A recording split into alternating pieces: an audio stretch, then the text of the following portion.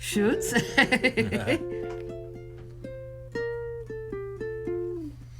Get a sound check, maybe? Yeah. Oh, and we don't have to control the volume.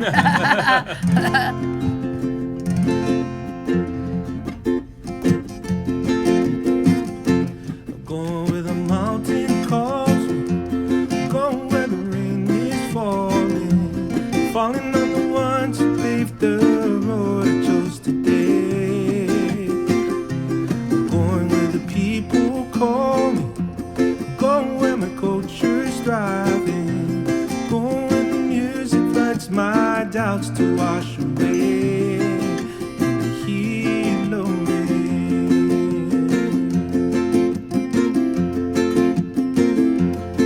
I can hear the peaceful water stream. Close my eyes and feel the ocean breezes blow my troubles all away. Leaves me where I'm bound to stay.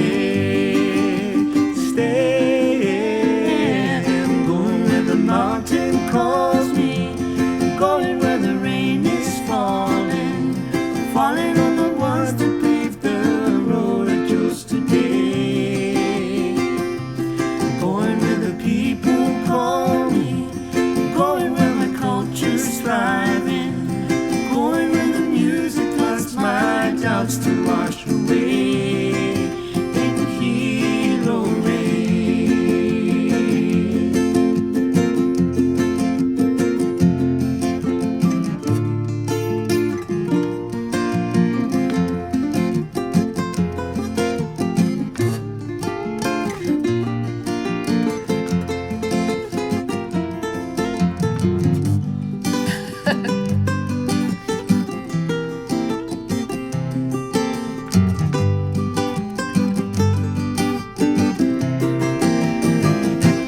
Going where the mountain calls me, going where the rain is falling, falling on the ones that paved the road I chose today. Going where the people call me, going where my culture's thriving, going where the music floods my doubts to wash away in Hilo Rain.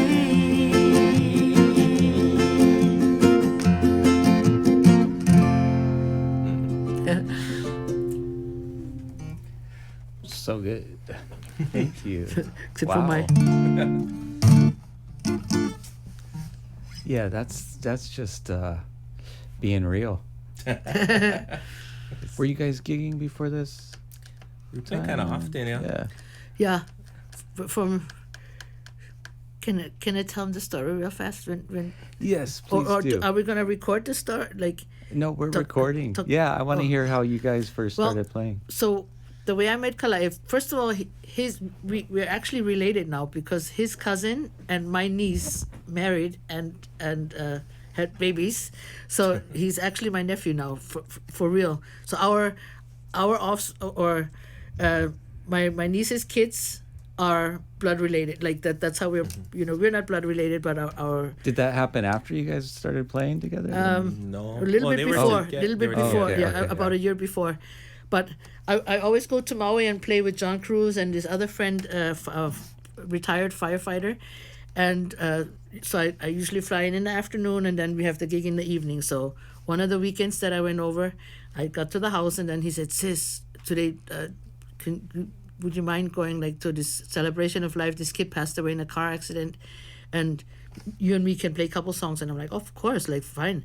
So we get to the celebration and then he starts drinking with his friends and he goes, "Well, sis, you can do it by yourself." And I'm like, like I don't like playing by myself. yeah.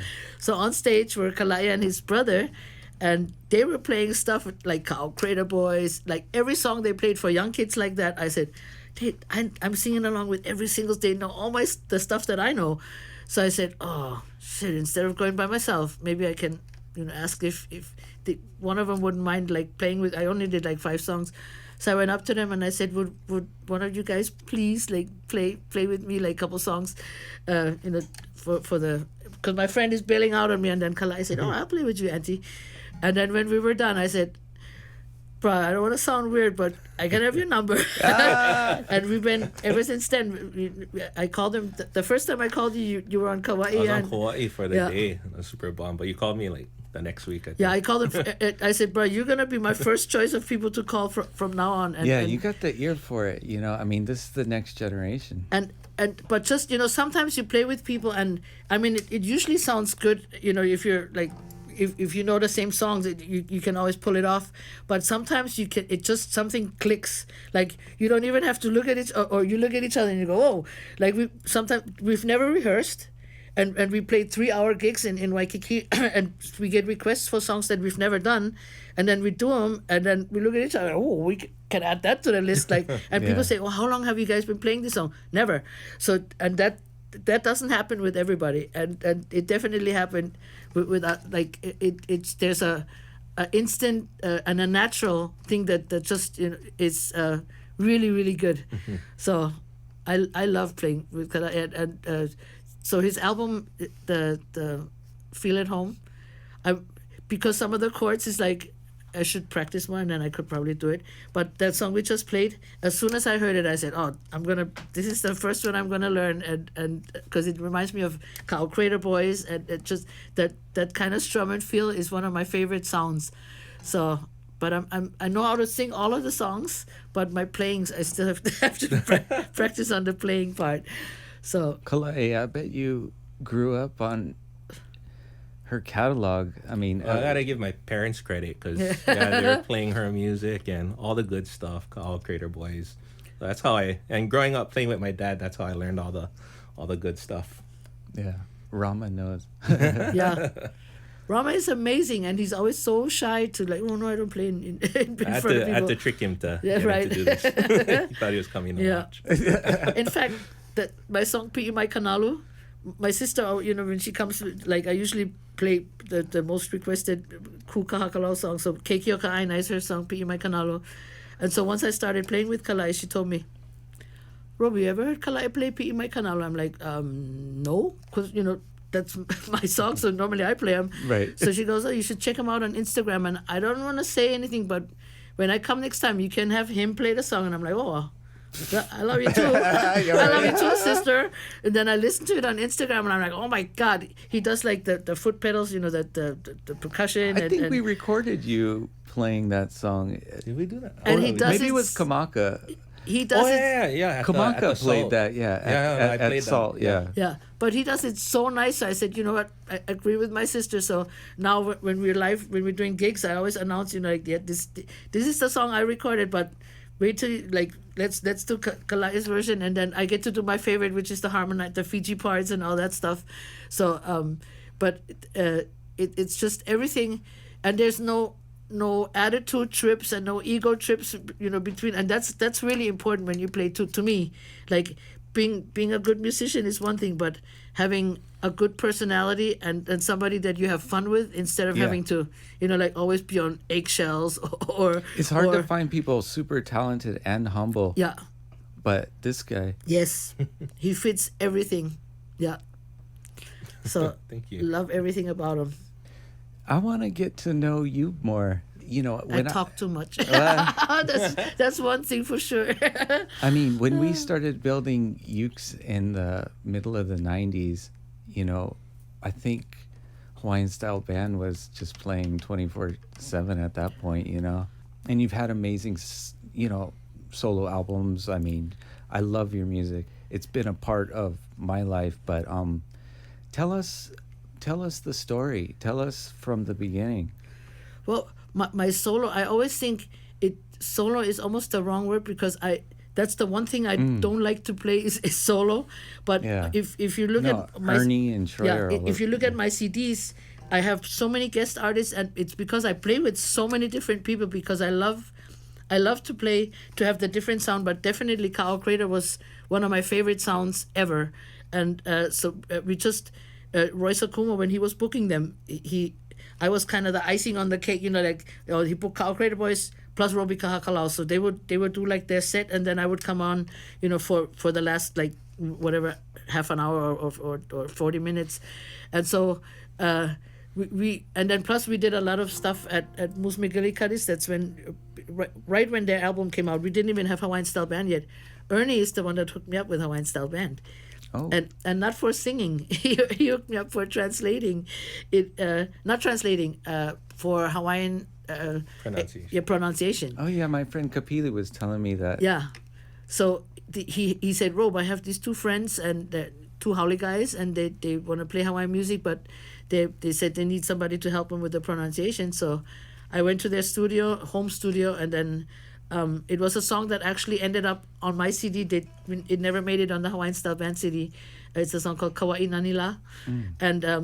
And they were, trying to sing it. Somebody else wrote it, a guy from Kauai, and then Wade tried to sing it and wasn't doing so well with the pronunciation. So I was going to read the lines and have him repeat, and then I said, but that was going to take like super long. So I said, can I just maybe sing it for you? Because it was kind of simple. The melody was simple enough to where I caught on. So I said, can I sing it for you? And then you can just copy what how I'm pronouncing it. So I sang it, and then the executive producer at the time was the owner of Local Motion and Hawaiian Style Clothing. And he heard me sing, and he said, I want her on the album. And that's how I ended up getting my first recording with them. So how did you, were you teaching at the time? I was teaching and playing music with Ernie and Troy at Moose McGilly with Ernie, and then when Ernie was on night shift with Troy on those nights at University Moose's. So you taught Hawaiian language, yeah. Nice. What a great marriage of the music to be able to fully understand it. I don't think I would have wanted to be a full-time teacher, or well, maybe full-time musician, yeah, but not a full-time teacher. But the balance between the two and being able to do part-time teaching, and but then it got to the point where I canceled so many classes. First I started at Kalani High School for one semester, and then I love the kids, but I'm not into writing bathroom passes and you had to write, like, if you wanted to take a field trip or take off, you had to request it a month ahead of time. The bureaucratic tape. Yeah, that's not my style, and the kids loved it and I loved it. But when I got offered the job at UH after that semester, I gladly left, because at UH you cancel class, and my mom used to say, like, how are your students, they're paying for this class, how do they take it? I'm like, you know what they say when I cancel? Yes. They love canceling classes. So, but then it got to the point where I had to cancel like Thursday, Friday, because we would travel Thursday and then perform Friday, Saturday, and come home Sunday night. And then I started canceling Monday because it was, I was just no good on Monday. So the other teachers were getting a little bit frustrated. So then I went full-time music. So I taught a total of 9 years. So that was good. A good run. Good fun. That's awesome. Yeah. What a great foundation for playing Hawaiian music. Yeah.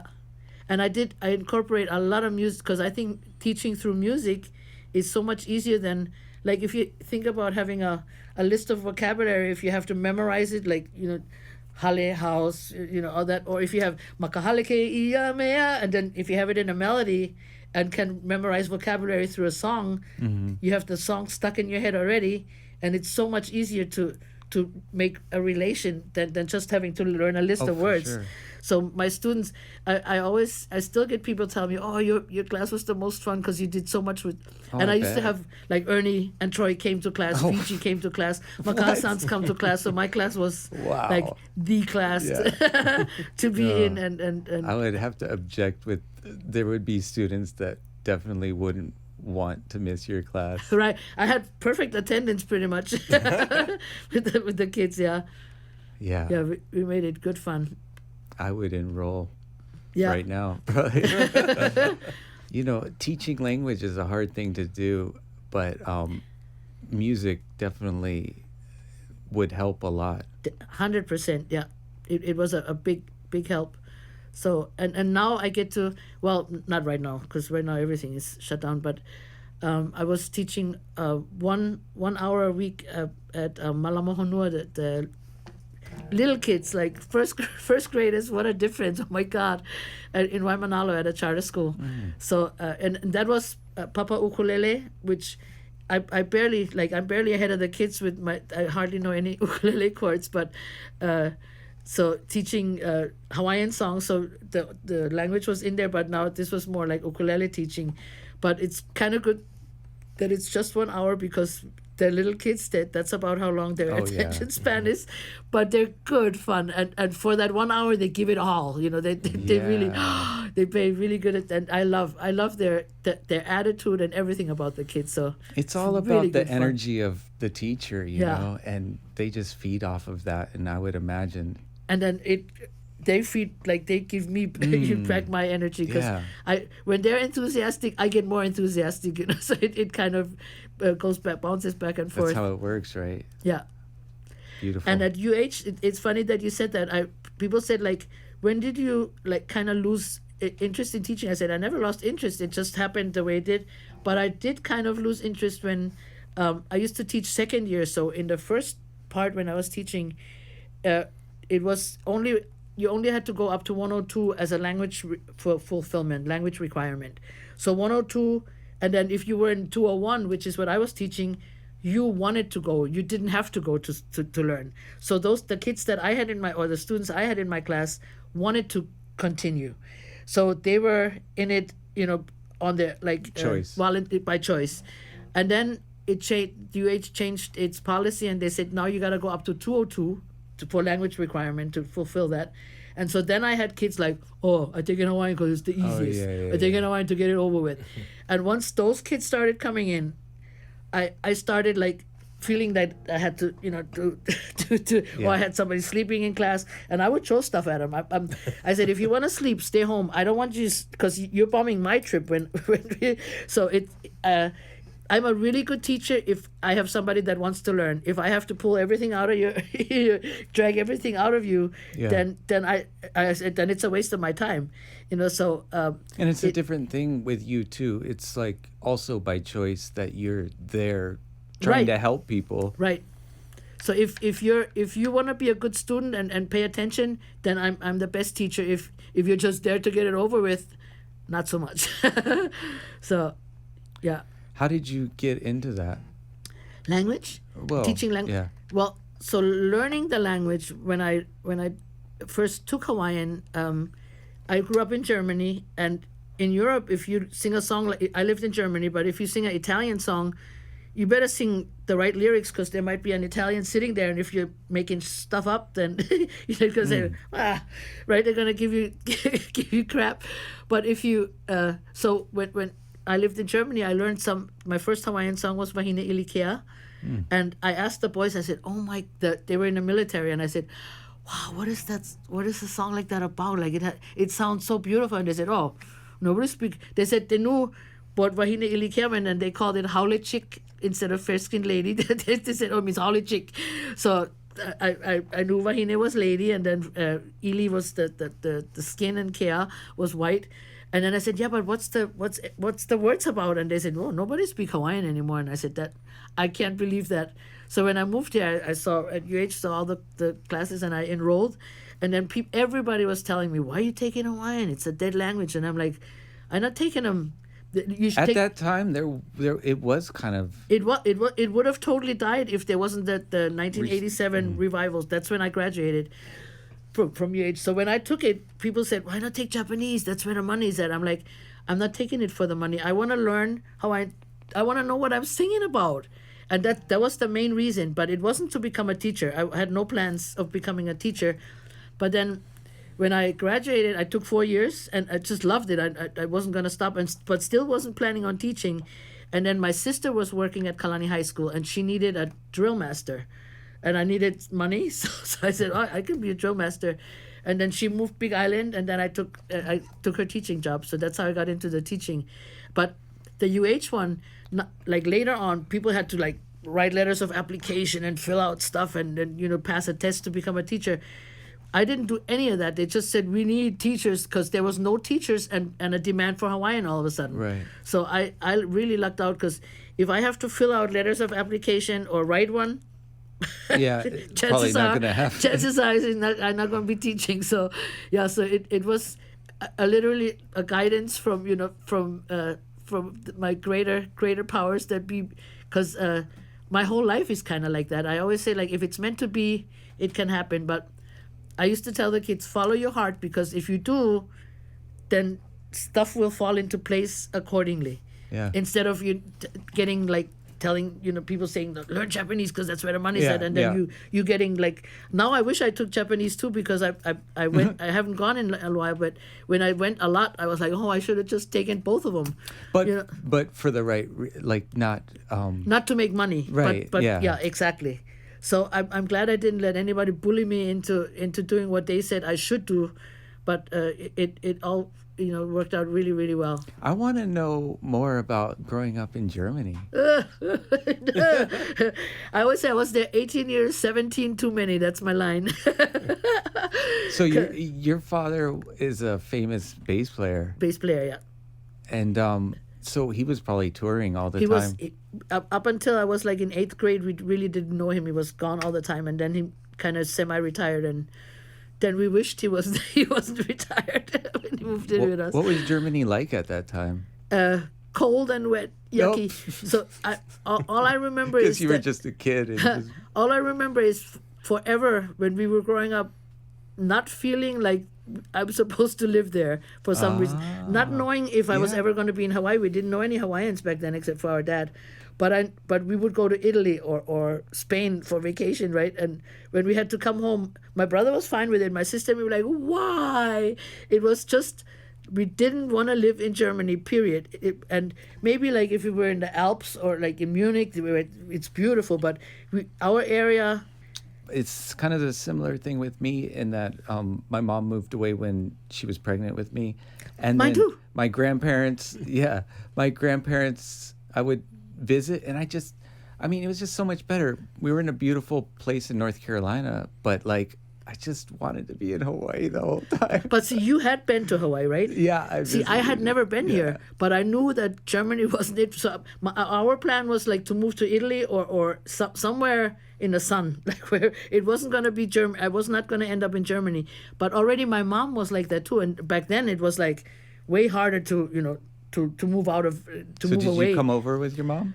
My mom came in 58 from Germany to Chicago. She was babysitting, and that's how on the way from Chicago to New York to catch the boat back to Germany, she met my dad. Thank God, he caught her on the train, and then she went back to Germany and cleaned up. But did she move to Hawaii too? She moved. So in 59 or 60, my dad and mom moved to Hawaii, and then my sister was born here. And then when she was pregnant with me, so my claim is always I was made in Hawaii. When she was hapai with me, he wanted to go to Germany. So then I was made in Hawaii, then born in Germany. And then all our life, we would say like, why are we in Hawaii? But I had never been here. So, and then when I was 16, I went to Switzerland for a year to do like au pair, like for French learning. And then when I came home from that, my family had hooked up with all these Hawaiians in the military, and as soon as like I heard my first Hawaiian song, they would have sleepovers. Everybody sleeping on the floor. Like Germany, if you have people over the house, you have to have a guest room, and they were just doing stuff like potluck, and I was like, oh my, that's who I belong with. Like it was instant. Like that's where I'm going. As soon as I'm post school, I'm heading, and I was 18, and. So what age did you decide that's what you were going to do? As soon as I finished high school, my brother and I took an interrail trip around Europe for the summer, and then in October of the year that I graduated, I came to Hawaii. But you were dreaming about it for years before that. Yeah. And I actually did have a real like sleeping kind of dream one time and I still say I have never been to Kahakalau Valley on the Big Island, but that's our last name, Kahakalau. But I had a dream that my whole family was at this waterfall, and people on the Big Island say, you're describing like Hakalau. So, to me, I never forget that dream. And somebody said that might be a sign that you're going to end up in Hawaii, and I'm like, yeah, I wish. And there is something to be said about ancestral DNA callings. And, yeah, I totally agree. Totally. I think it's scientific, actually. But yeah. So our dad was in so many ways like in our town he was just considered a weirdo because he played music. He didn't have a real job. He was brown. He spoke English. He drank he drank all the time. So for a little German town with like 3,000 people, he was not your norm. And but so many things that people called weird were Hawaiian. Like he would do stuff and like not so much the hugging and kissing that Italians do that too, but that's just the southern or sunshine people do that. But because when somebody came to the house, whoa, aloha, and embrace. And in Germany, everything is like handshake and just really cold. But the one thing that I totally remember, we would go to restaurants and he would order the round onion with salt. And do like it wasn't Hawaiian salt, but he would eat onion and salt, and people would just stare, and we were like, oh yeah, well, our dad is kind of weird. And then when I moved here, I'm like, oh, everybody is eating onion, with boy. So he would take off his in Germany actually they do that, they put their house shoes, but he would do stuff that. When I moved here, I was like, oh my God, he wasn't weird, he was Hawaiian. So things that in other people in our town considered like, yeah, your dad, he's out there, and then. But he was, a serious bass player. Oh yeah, and he wasn't out there at all. He was just being very Hawaiian. Yeah. And he didn't even grow up in Hawaii. He grew up in Boston, but his dad was super, pure Hawaiian and took his Hawaiianness up to Boston and raised his kids very Hawaiian. He spoke Hawaiian, but my dad, he only said aloha, real like a Boston person, and he knew lomi lomi, but he like I said, he did so much stuff that was Hawaiian that we didn't credit him. We just thought he was weird. Yeah, there's Hawaiians all over the world that still have that blood. And still know the goods from the islands. And there's something to that saying, you can take the boy from the island, but you can't take the island out. And it's true. It's very true. Yeah. And we were second generation. Like we were actually third already because our dad already didn't grow up in Hawaii. So we were complete, and we fit in so good with the German. Like 18 years, that's always, we spoke the dialect and went to school there. And in our town, we were known as the Schmitten kids because my mom's last name was Schmidt. We weren't the Kahakalaus, we were Schmidt. So we were about as, local German as you could get. But our last name, like in school, the teacher would go like, oh, Hofmann, and then, oh, where's that name from? Oh, Hawaii. And then, they look at me like, oh, Hawaii, how? So we stuck out a little bit in that sense, but from the last name. Yeah. It's not the hardest, no. And Germans can pronounce it perfect because their vowels sound the same, but it's so unusual. We were called Coca-Cola, and in our dialect, kahakalau means no tooth. Like ahakala is is your tooth. So no is kain or ka. So they used to call us no teeth. Oh man! Tease us with our Hawaiian name. I bet you were glad to get to Hawaii. Yeah. So how many languages do you speak? 7. 7? Yeah. What? Oh my gosh, you're a genius. But anything math or business, horrible. I wish I could make that one of my languages. No, but you're a linguist. That's amazing. Yeah, I love languages because I just love to talk to people, and with language you learn about culture and food and just making new friends. So that, and in Europe it comes in real handy because you go 2 miles to the east and then you got to speak French, and you go a couple miles south. Most of us wish Italian. we could, but it's just One of our gigs we had you could tell they were from Germany just by looking at them. And then she started rapping in German on the mic, and they're like, I can tell you Germans like pretty much anywhere. We have some great customers in Germany and fans for our YouTube. I mean, it's a wonderful place, to visit. Have you been? You've been back, I bet. Yeah. Yeah. And I love to go visit, but after 2 weeks, it's like 1 week sometimes. Ooh. It's not Hawaii. It's really nice, but I want to go. Yeah. And I eat my fill, like all the goodies, and then talk, and then enough, and then when I come back home, So go through these languages. So German was, of course, my first language. And then when Pops moved in with us, I remember I had in German high school, I had to take English as a second language, but I never had to learn anything. But my English was different from the Brit, because they learned British English in class. Like, I can't. And so, but my teacher let me slide because, that at home our dad spoke English, but I didn't realize I was bilingual until I went to that class, and I'm like, oh, I know all this stuff already. So, but when you're in fifth grade, nobody tells you, oh, you're bilingual. But it's just at home. That's what we spoke both languages. But English was definitely second because our dad didn't live with us in the beginning, and then in seventh grade you have to, if you're in high school, you have to choose another language besides English. So you can choose Latin, Spanish, or French. And I said Latin. I can't talk to nobody in Latin. So I didn't really. I wanted French, so I took French, and then I took from 7th to 10th grade. And then after 10th grade, I left German school and I went to Switzerland to live with a French family for a year. And I learned more in that year than in the 3-4 years, 4 years of school. And then in Germany and Switzerland, in Switzerland, they have 3 national languages. It's French, German, and Italian.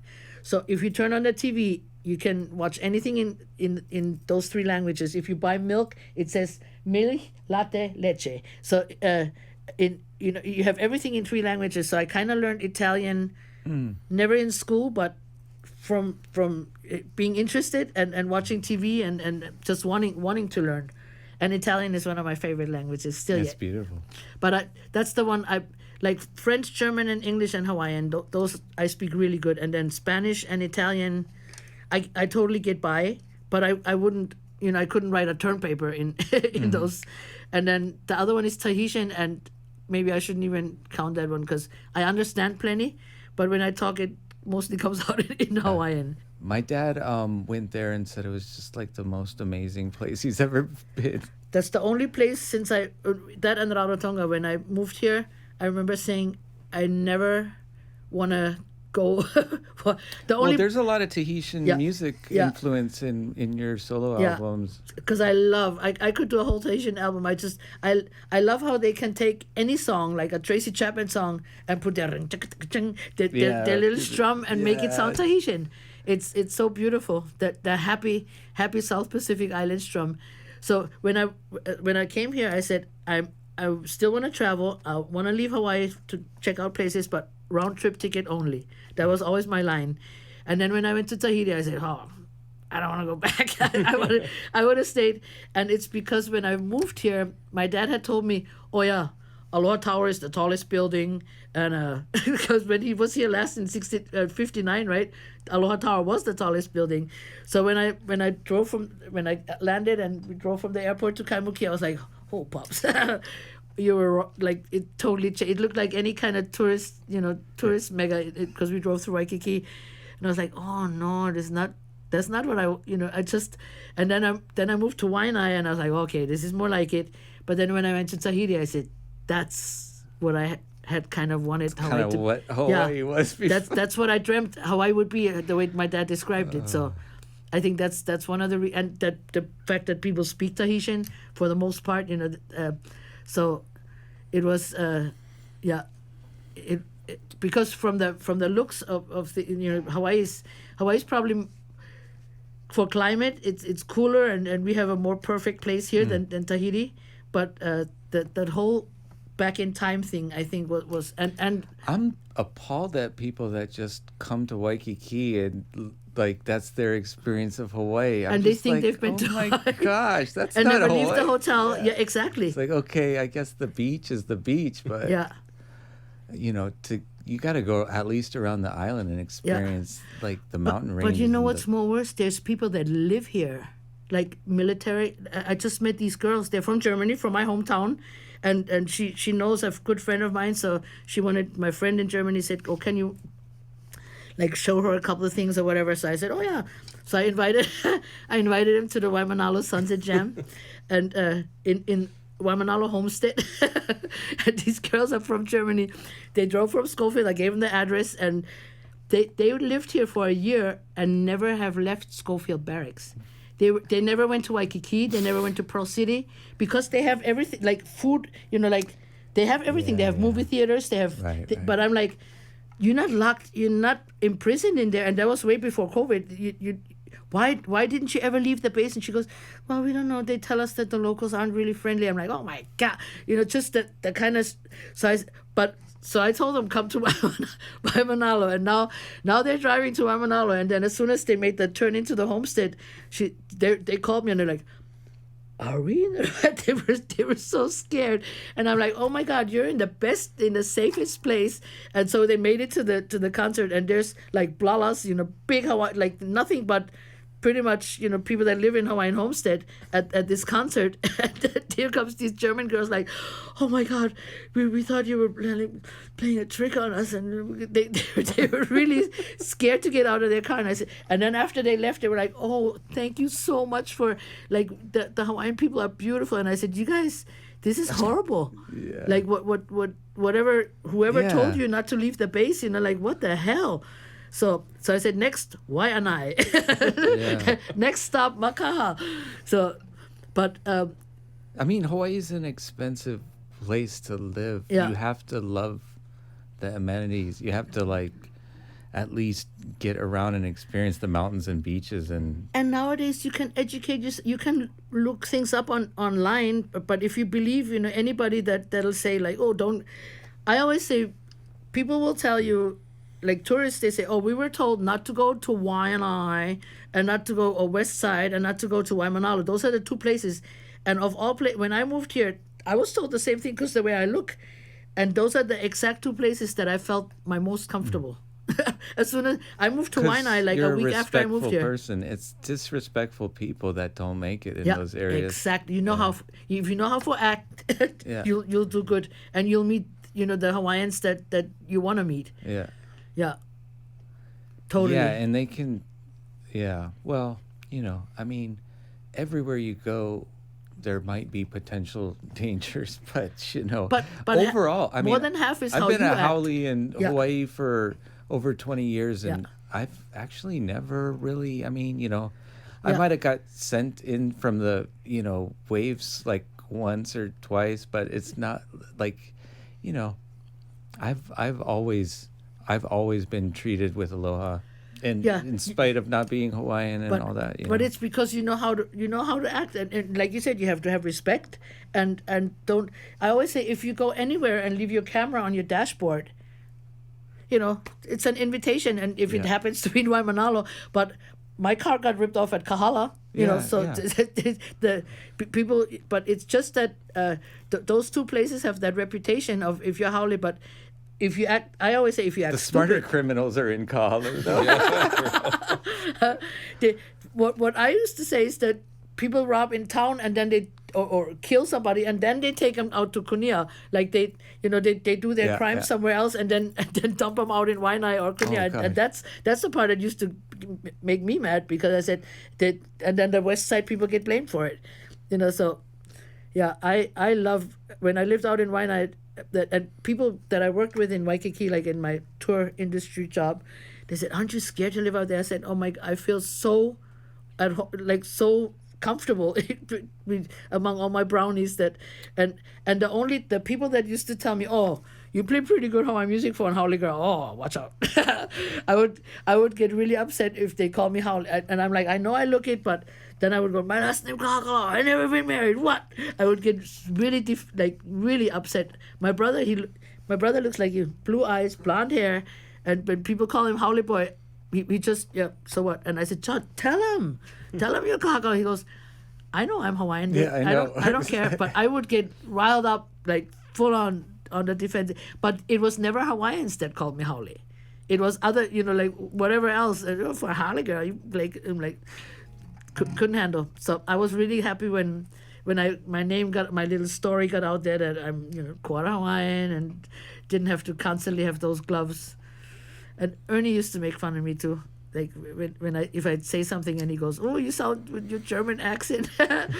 But Ernie was the best, Yeah. man. He was so fun. yeah, He used to, like, in those last years too, like, I remember the last time I saw him at Ala Moana, like I was with my family and like, you know, it was, I just went off to go hang with him for a while, but he always had Ava with him. Yes. And we just drank and talked for like an hour or two. It was, the other man. yeah, he was so fun. You've played with like everybody, it seems like, in the Hawaiian scene, like all of the greats you got to like perform with and record with. Good. And they started off as like my Makaha sons. I knew they were one of the first people I listened to in Germany, and just they were the best. Their harmonies from the very get go. I was like, oh my god, melt the arrangements, and that's one of the reasons I wanted to learn Hawaiian. And then right when I moved here, one of our friends from Waina, he knew them, you know, he was good friends with them, so we would go to Israel's house, and then, but before, the first time I ever met them, we went to Ala Moana Hotel, and I walked in and I was like, I had never seen anybody that big before. Like in Germany, people, there's, you know, some fat people, but not, so I was just like, oh my God. And then when they started singing, I said, wow, those voices are coming out of those guys. And then the first time, you know, hugged, it was just like, I knew that I was meant to be here. It was so instant, like, and then, but that I would ever get to sing with them was just like totally not even in my wildest dreams. And then, you know, later on to get to like actually record with them and tour with them was like, wow. So I got to live my dream over and over with so many different people, like the Cyril Pahinui, he was on tour. And so people that I had heard since Germany, or Jerry Santos from Olomana, you know, that kind. And then Ka'au Crater Boys, of course, I didn't know them until I was over here, but I was a huge fan. And then but Ernie and I don't know how the heck did Ernie and I meet? Must have been from Mooses. And because I know I hadn't recorded anything yet, but I was playing at Mooses and they were, and then Ernie said he had his 3 weeks day shift and 3 night, and he said Troy needed the gig full time, so if I wanted to jump in, you know, when he wasn't there, so that's how we became really, really close friends. And then their career like took off, but then he hooked me up with a Hawaiian Style Band, so that took off with me.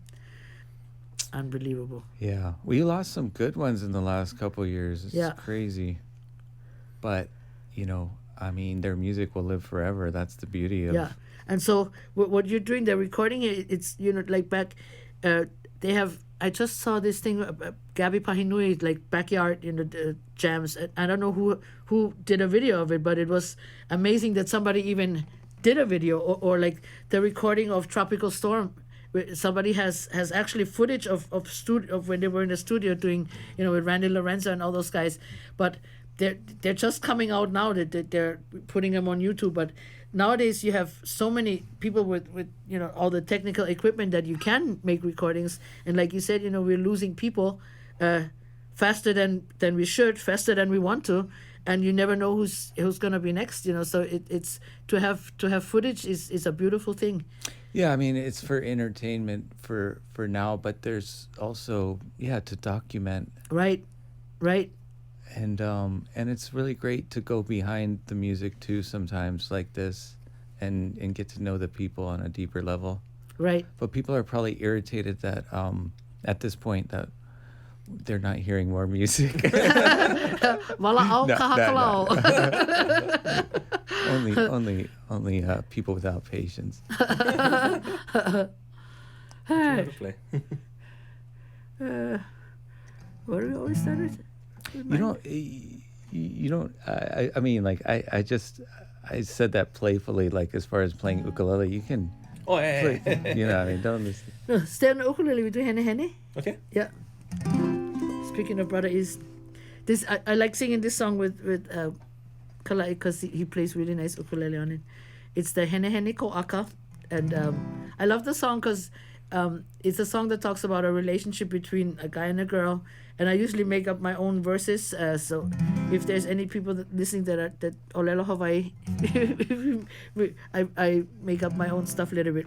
So it means you and your teasing smile talks about a couple that they eat together, they go Waikiki together, they swim, and they eat some more, and have just a good relationship. So here we go.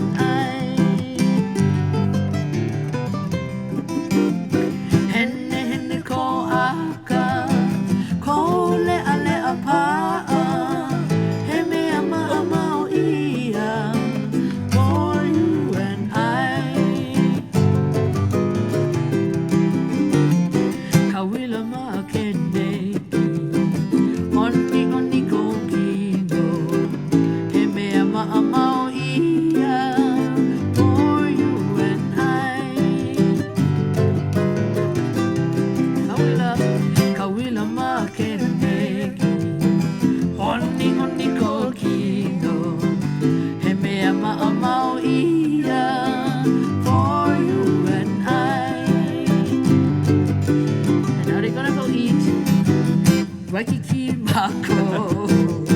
Ai ana I ka pipis too. He me ama ama ia for me and you. Okay, Kala'e Band's on.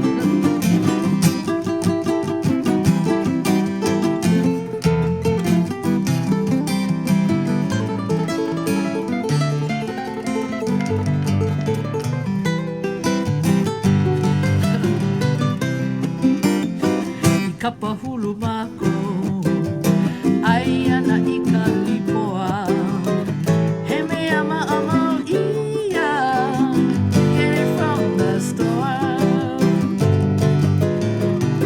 no kakako I kaka ako mako ai ana I ka pipi stew he me ama ama ia for me and you. Okay, Kala'e, one more time.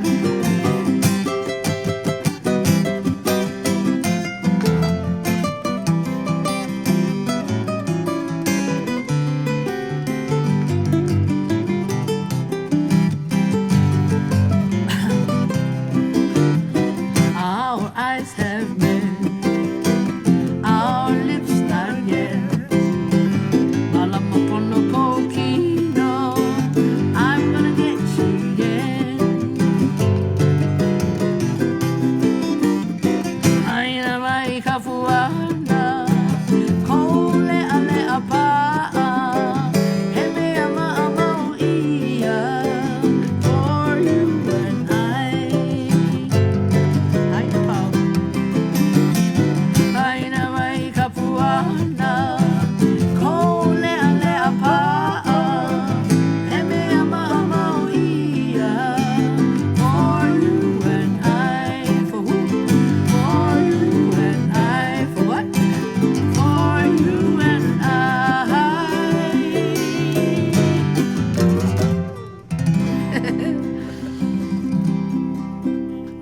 And Kala'e, every time I do him a little bit different, so he always has to be on the ball. Man, that was a ripping solo. Man. I know, nice job on the ukulele. Jazz praise. I know. I know sometimes when we play gigs, he has the guitar and then like he Too plays lazy mostly to guitar. put the guitar down, so I'll And just then hold the ukulele in He has the front. guitar and then he plays the ukulele in front of me. Oh, boy, show off. Show off. What a guy. I know, he spoils me. He's Okay. a Aloha artist. and Yeah, shout out to Koloa. Just gave me that. Should be a Pono guitar artist if there was such a thing. But Yeah, got me this new mango Koloa ukulele. So stoked on this. It's beautiful. I love the mango stuff. and you make it sound beautiful. I played koa my whole life, so yeah, it's slightly different. But yeah, I love the mango sound. How would Yep. you say, how different? I mean, in what way? It's a little warmer to me. I've heard that's the way people I say the hear it. opposite. Oh, really? Yeah, but yeah, to me, and I I feel mean, like people I'm- describe tone in all kinds of ways. Huh? Yeah, I feel like I'm a softer player. I like playing soft kind of stuff. So yeah, it matches my style of playing. I mean, Kolo is always clear. Yeah. Anyway, you know, they've got that crisp sound, so nice added. Cool. So, play us another song. I'm a Pono guitar fan.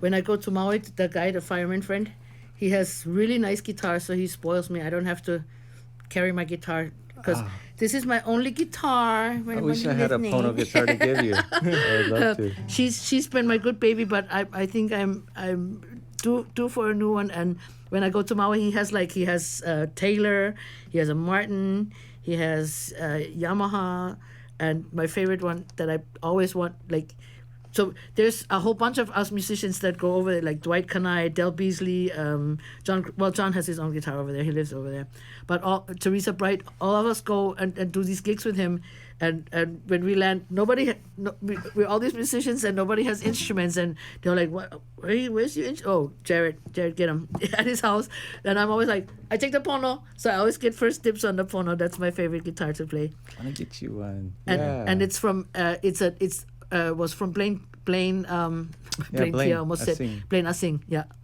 Yeah. One of his yeah. He said, yeah, you should tell them.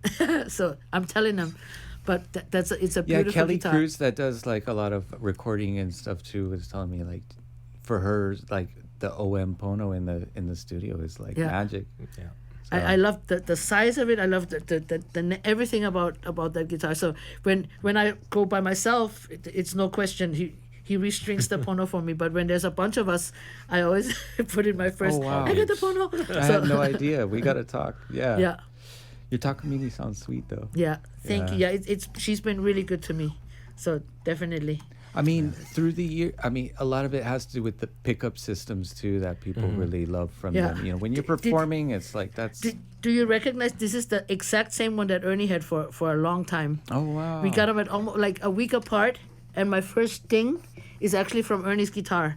He got a ding in his, and I got a ding in mine. They like kissed. a week after we got him, we were like, oh. Perfect. But it'll always be my Ernie Puka over here. So. Yeah, but we got, and we didn't know that we were getting the same guitar. So when we got to the gig, we were like, "Hey!" that was really, hilarious. so good taste. Yeah. Yeah, that was That's pretty perfect. cool. No one can say they Yeah. copied the other. Yeah, that's what we say. We have we get good tasting Yeah, guitars. yeah. Yeah, this one's actually first time I'm playing it out. This is Nice. I actually bought this for my ukulele students. I like how Pono's is parlor size. Yeah. The small one. So, but yeah, music was canceled this year at my school, so gotta break it in myself. I'll help you break it in. Those are nice for like writings, Oh, yeah. too. Like, because you can just have them on the. It's not like reaching around as much, you Right. know. Or for traveling, my whole thing is now, I haven't really traveled, Japan or mainland in too long actually, but just outer island gigs, to carry this Yeah. and to carry that is a huge difference. So I remember with Cow Crater Boys, I said, my next life I want to play either harmonica or ukulele just for the carrying part. But a baby. It's tough though. Nothing sounds like a dreadnought, you Yeah. know. But Yeah. you gotta kind of weigh it out. And when you're Yeah. plugging in, I don't know. It's Yeah. like you can get away with quite a bit as far as like small body. I mean, Yeah. that's what Ernie was doing at the end of his. Oh, I hear career some there. like It John was Cruz. like He plays single that O. small, Yeah. that small body. With the LR bags picked Yeah, up. That's all you need. it, and then for what I played, I always say I played good enough to accompany myself, but already I think my dad put a curse on me. He told me when I first started playing professionally, he said, "Well, you're all right, but you're never gonna be famous for your guitar playing." I'm like, "Well, thank you very much. I love you too." But he was right. In the 30 years that I've played music, I don't think once people come up to me and say, "Oh, sister, wow," but it's always, "Oh, your voice." And that's what my dad told me. He said, "Your voice is gonna get you." So Yeah. he wasn't trying to make me feel bad. He wasn't about blowing smoke up my. He told it like it was, and he was spot on. It's like a different generation too. Nowadays, like parents are just like, "You can do anything." Yeah. Yeah. Like, Oh, you're so great. Maybe not. Like Yeah. this is what you're good at right Yeah. here. And he was my mom was impressed with my guitar playing because she wasn't a professional musician, but to him he said, "Robi, there's gonna be diamond, like don't want to be or waste all your energy on becoming like an unreal lead guitarist because you're not gonna be, Yeah. but your voice is gonna take you where you need to go, and there's dime a dozen guitar players that gonna make you sound really good." And he was exactly right, and that's why I don't like to play solo, because I love when somebody, when a nice guitar comes in, and like I said, I know I can. I played 3.5 years by myself at the Shorebird, so I know I can do it. I just don't like it. I don't it's like not as fun to have. Yeah. To have the. I don't like hearing only my. If I was like for a mic with We got Mike Love helping on Mike, cameras right Mike now. Love, yeah. but Yeah, he's a master of the solo. solo and not just ripping, but having the pedals and having all that stuff, or Tavana, they can. If I could do that, I wouldn't mind playing solo, but there's no way I could ever pull that off. And I love having somebody there to play with me, and then if it's somebody nice like Kala'e, even more better. Yeah, But everybody does their own thing. Yeah. What you bring to the table is. I've always thought your voice was just so distinct. I mean, when you hear Robi, that's for right. sure. I mean, it's like, but nowadays I can hardly tell the difference in a lot of the R&B singers. Like they could I don't They know. try to I sound mean, like each other. I feel Yeah, like. or they there's just so many of them too. That's another thing. Like when my stuff came out, there wasn't a lot. Like there was Teresa and a couple other. But nowadays there's just so many. And then you're right. Sometimes you go, oh, is that? But I actually not too long ago I was driving and I heard a song. I knew it wasn't my song. I'm like, wow. That sounds like me, and it was something from Keahiwai, I think, but I didn't have the music on too loud, but I had to turn it up to hear like, oh, is that me? And I said, no, that's not my song, but it actually I would hope you would be on there. recognize my own stuff. Like, we all- Okay, well, All right, I always have a request. The one they call. What? When I play with Kala'e, I always request this song. As another cousin of his wrote this, Lueka. Like a longer kid. I love how he calls legend is himself he wrote it Ru. in 5th grade, like for a class project. Yeah. As he wrote a poem and his dad put music to it. So this is always my request for Kala'e.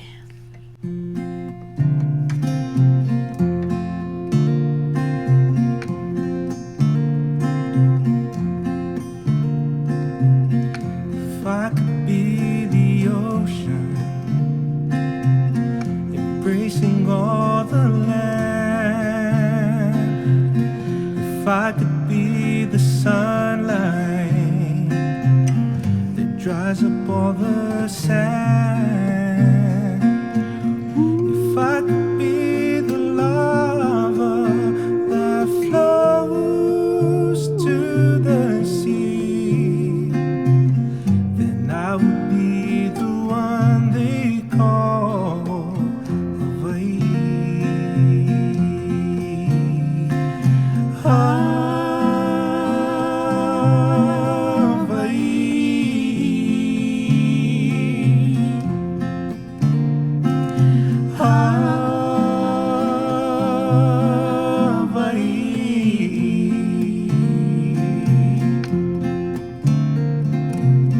If I could play the guitar,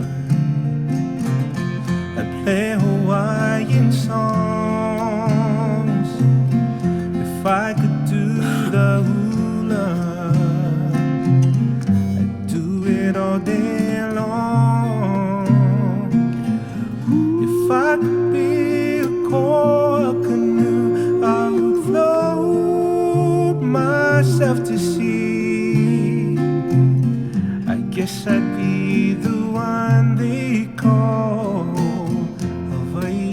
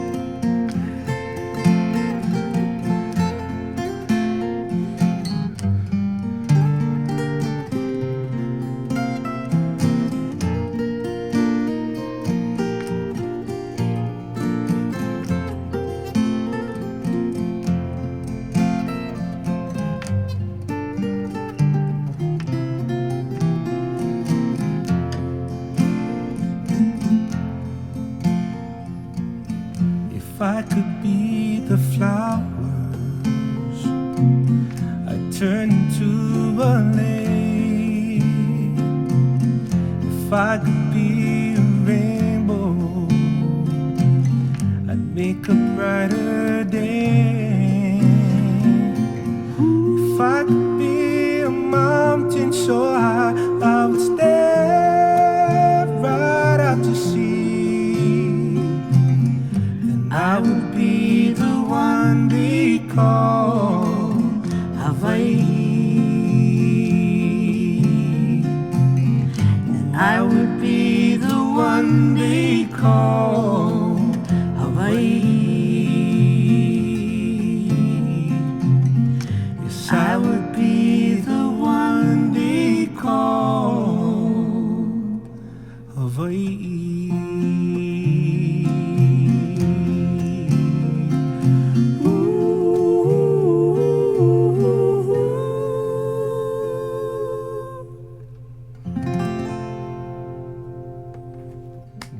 Bigain. So good. Chicken skin. That was Yeah, beautiful. glad to hear that Loika is doing better again. He was in the hospital. Yeah. Had big scar on his stomach now, but he's doing all good. That is normal. Lolo. Yeah. He calls himself Lolo, and I thought it was like a Lolo, but it's actually his initial, like, you know, J-Lo and all those, Oh. because his name is Loika Lokang Longer kid. Longer yeah. Kid. So it's Perfect. actually Lolo. But it matches him perfect. Yeah. He's a funny brother, funny and talented and good fun. So shout out. When are you two going in the studio? I'm ready. Yeah, you guys have a magical duo. Nice. It and like I said, we never rehearsed any songs, and it's something is so comfortable about It's so intimate and beautiful. I love it. Yeah.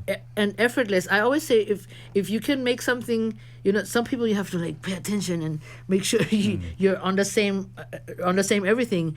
And with Kala'e, it's just like this is the first time actually we can look at each Yeah. other. You're playing, so it's almost too good to be true. But when we're sitting and we can't, you know, do eye contact, it's still it just feels right. It I feels can usually tell what song she's gonna yeah. ask me to play or play first. When we don't like I think Even we we're only matching had blue. I think we always only had match the same color. one gig ever where we had a set list. Like we don't make set, you know, some Hawaiian Style Band, love their set lists. Like I'm not a set list. Even if I make a set list, like we do 3 songs and then whoop, then we like some gigs you need to have a set list. If not really though, but some people tell you need. But with Kala'e we don't have set lists, but we just look at each other and like we usually go back and forth 1 song each. And when it's his turn, like when it's my turn, he looks at me and I'm like, "Did you want this?" And he goes, "Yep." So we even Wavelength. yeah. Like reading the room. Or and he'll just already put like, on his yeah. cable because he know what I'm gonna ask for next. So those yeah. kind of little things like that. It's really nice. Yeah, being into, I mean, listening and just Yeah. kind of, the And effortless. Like it just falls into place and it's good. You want Makua or leather? Makua? You want to Makua? Yeah. But this is my only claim to fame because my original songs, my Hawaiian original songs. My sister is the songwriter, Kou Kahakalau, Dr. Kou Kahakalau, that is, and she wrote like Keikeo Ka'aina, Pi'i Mai Kanalu, He Polani Makamai, and this is still to this day the only song I wrote. Plenty. Started writing plenty, but never recorded them. So this is the one claim to fame that I have that I wrote, recorded, and still perform. Takes us out to my favorite place on the island, West Side, place called Makua.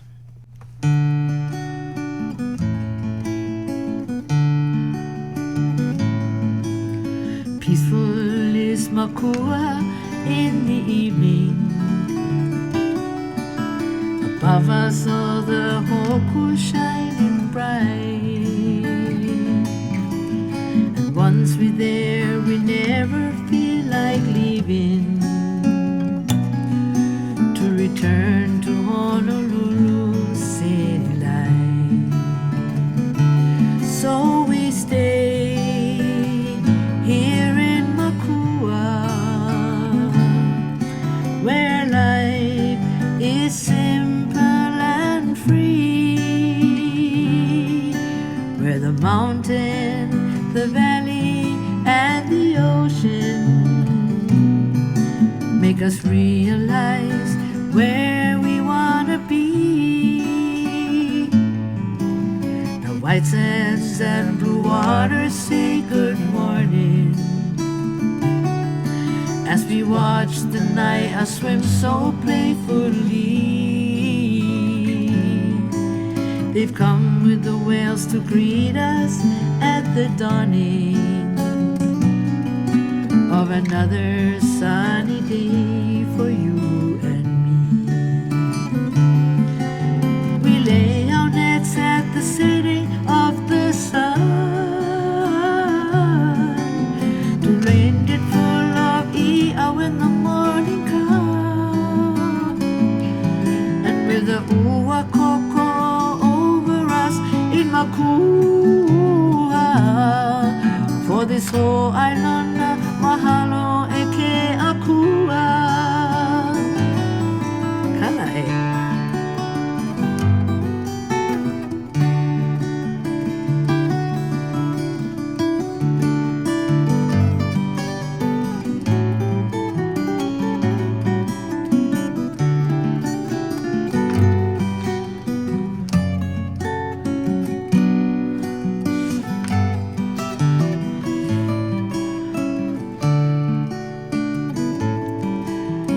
Magic is Makua, our Aina,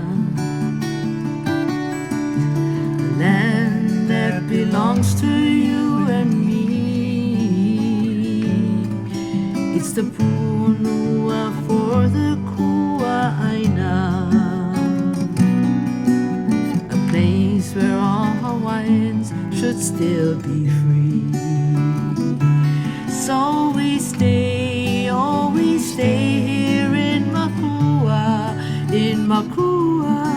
where life is simple and free. The mountain, the valley, and the ocean make us realize where we want to be. On another sunny day for you and me, in a place where all Hawaiians should still be free. In Makua, Makua.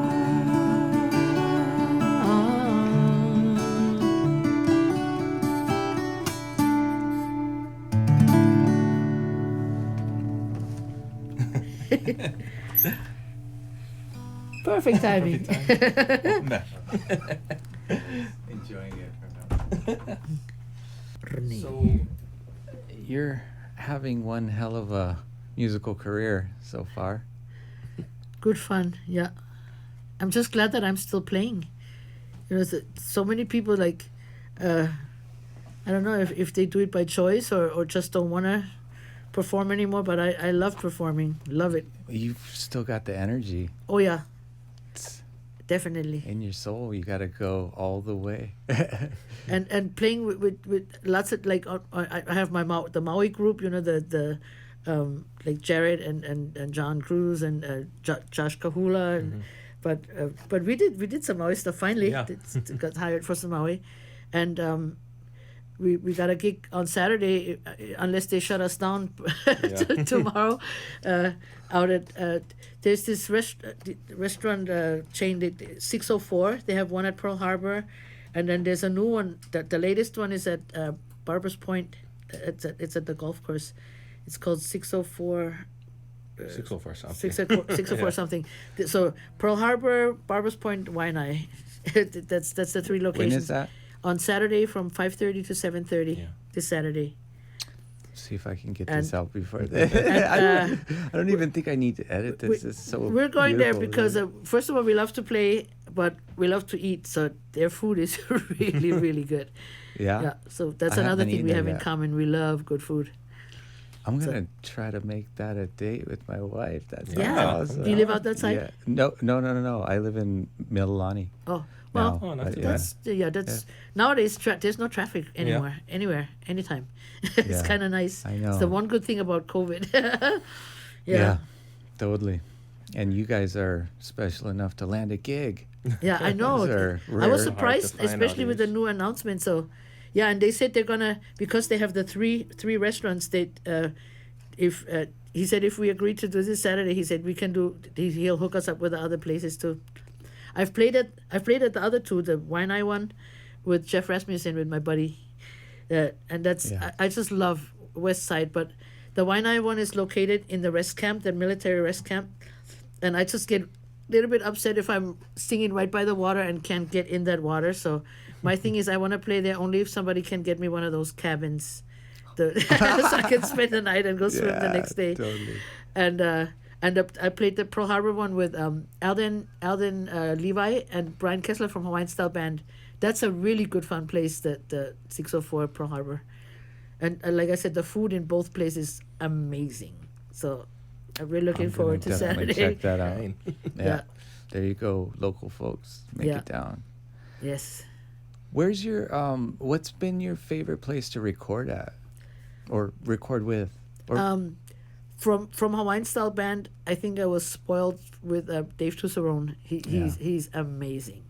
So not just is he amazing, but we've just become really good friends. So he did the 2 Hawaiian Style Band albums that I was on, and then he did my Sistah Robi, Keikio Ka'aina, and All I Want. But on the Keikio Ka'aina and All I Want, I had a couple of, like when Dave wasn't available it was actually because I used so many different people that like when Fiji and Mikey Grande, they worked a lot with Bulisaurus at the time. So Mikey did some engineering and working on but the main guy was always Tusserone. And then I did 2 albums with that I didn't produce, but because I ran out of money, and so if I had my way, I would still make albums. And I've never worked with him, but I love the guy that does his album, Imo Garza. Oh, He's yeah. like my Actually, Hanai Dave son. recorded mine, Yeah, but then Imo did a song. But yeah, I'm just good buddies with Imo. Oh, yeah. yeah. But Imo to me is just like a genius. He just we did actually an album together that was only sold in Japan, that we sold in What? Japan. I wanna hear and, that. And Imo just slapped it together like it was for a halau. So we had. For me, it was new because halau, when if they do performances like Merry Monarch, they have this called ka'i and ho'i. Like they play a song when the halau goes on stage, and then they do their number, and then they play that same song to go back. So for me, I said I don't know how to do any of that. I'm not a hula. Like people always think I've played Merry Monarch. Never did. Would love to, but never played Merry Monarch because my songs aren't really hula style. Like, you do some of the I love traditional- and I totally Yeah. can, but the recordings, so when we played for Halau up in Japan, I picked Imua to go, and then his brother-in-law Glenn Maeda, who is really good fun too. And my thing is, gotta sound good, but gotta be good fun. Yeah, That's almost as important as the gotta sound good part. And and no attitude. So with those 2, definitely all 3 were there. And Imua just put that album together and was unbelievable. So I would love to work in the studio with him, and hopefully I'll get my niece just wrote a really nice song. She writes a lot of songs, but this one here I said, we gotta record this one. So hopefully, I haven't really done a lot because of the COVID, everything been shut down, but it's a great song that I'm happy that she wants me to be a part of it. But Tusserone, I love working with him. But the other 2 albums, the Christmas album and then this one called Robi Calling, was Bob St. John in Mililani, Yeah. Neo's Productions, because he produced them and he executive produced them. So and it was really good fun. What I didn't like was that drive. I had to drive to Mililani to do it. So I'm all about as close to home as possible. I've recorded with Gaylord Holomalia out in Hawaii Kai. Love that it's so close to my house. Love Gaylord. So I kind of like recording, just period recording. Yeah, I get along with anybody. I'm usually not a demanding person in the studio. Not difficult to work with, and just love. Listening to the Hawaiian Style Band productions, it sounds like there was like a lot of serious people going.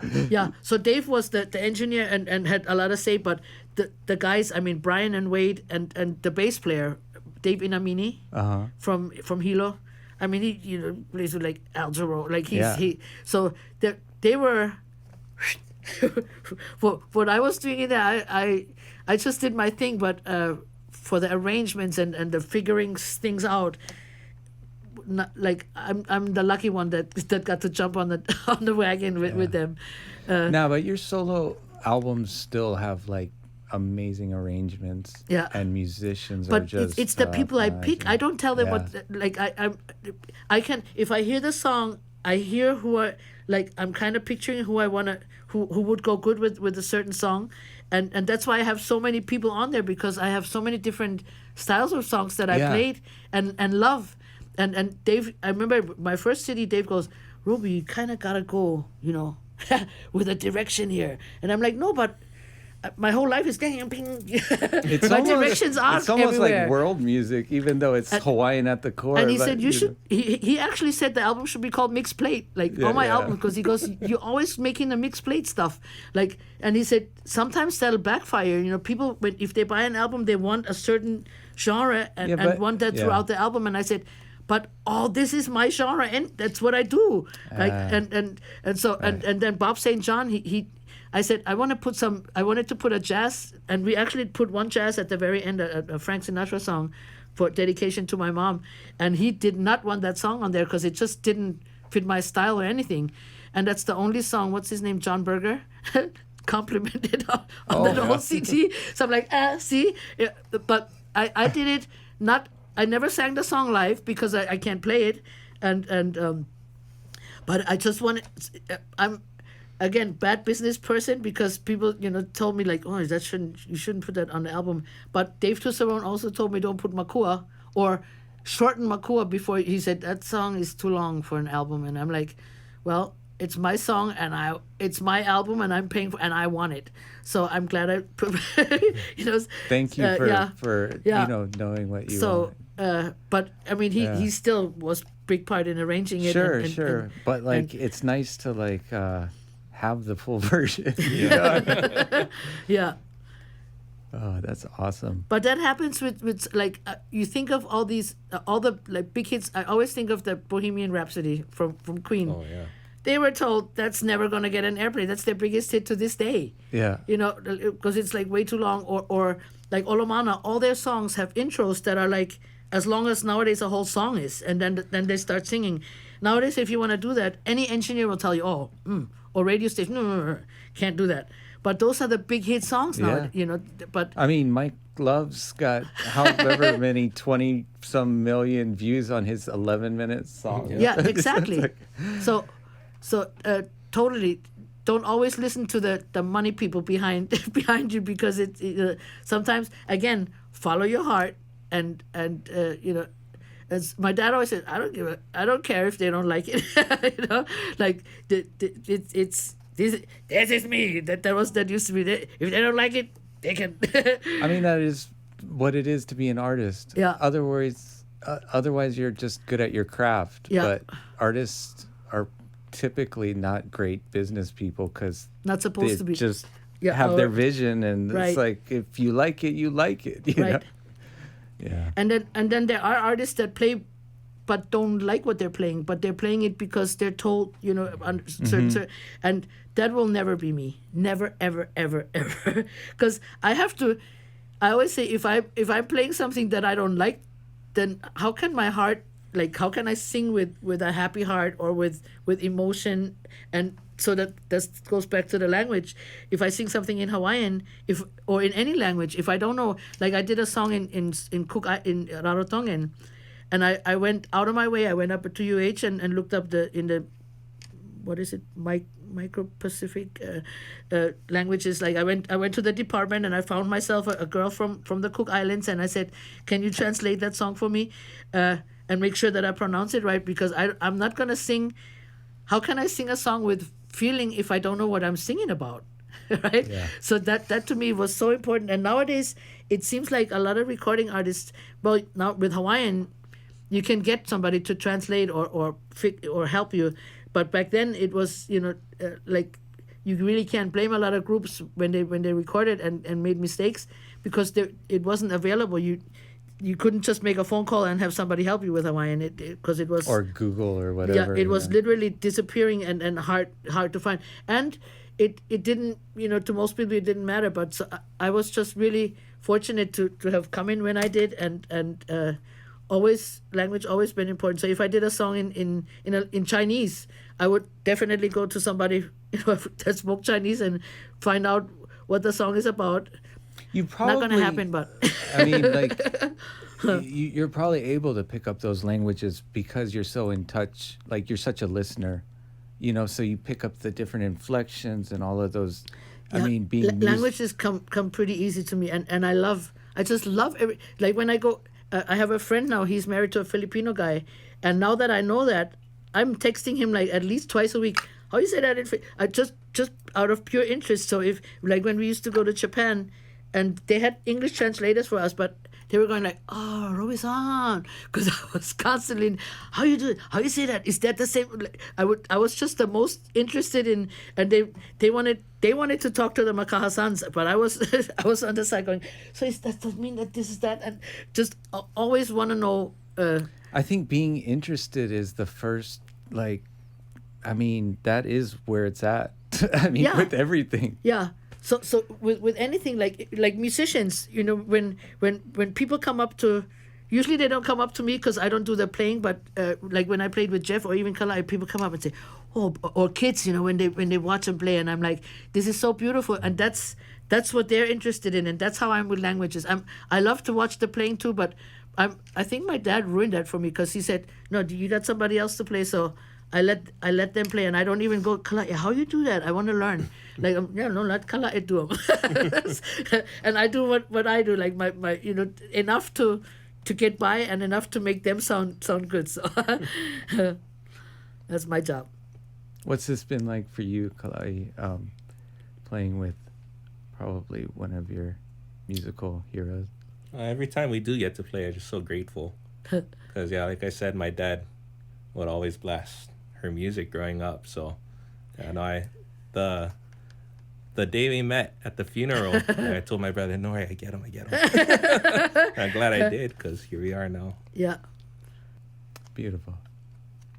How everything fell into place. And to this day, I thank Jared when we, you know, when we joke around. I'm like, "Hey, Jared, thanks for bailing out on me on on that gig," because I would have never approached Kala'e if he was just playing. I would have been. I'm not shy, but I would have felt out of place going up to them and say, "Hey, listen, you guys want to, like, you know, do like a gig together or something?" I would never have done that. So for it to happen that Jared bailed out and he played with me, and then I had Yeah, Kala'e told me Jared had maybe one too many and Yeah. gave him Yeah. the nod. As I'm soon like, as we that's got- the one story where alcohol is actually like that. yes, or where, so when I got to Maui, he said, "Oh, sis, you know, you and me," and he's a great player too, and a really nice guy. I love him, and he never normally doesn't bail out, and so he said, "Just a couple of songs for the funeral," and then as soon as we got there, I saw him. He saw his other fireman friends, and they started drinking. Yeah. But he normally can play when he drinks, but it's Yeah. just meant to be that on that day he said, "Sis, what, can by yourself?" And I'm like, "Oh."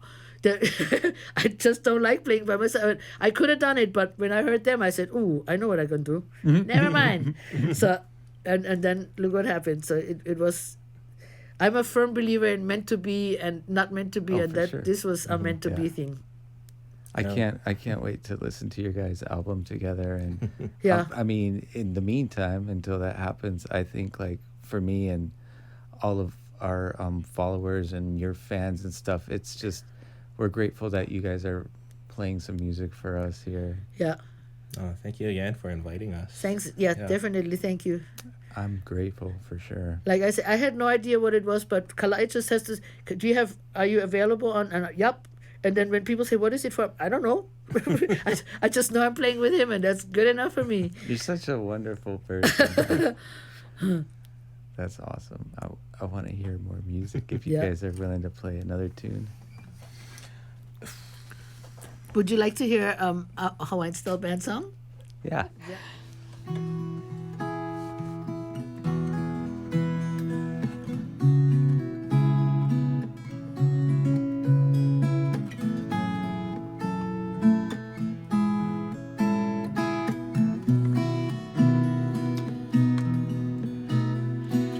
Brown skin, light brown eyes, golden hair from sunny skies, a haunting smile, fresh peacock and lane. Soft touch, a warm embrace, tears of joy, they run down my face. I think of you every single day.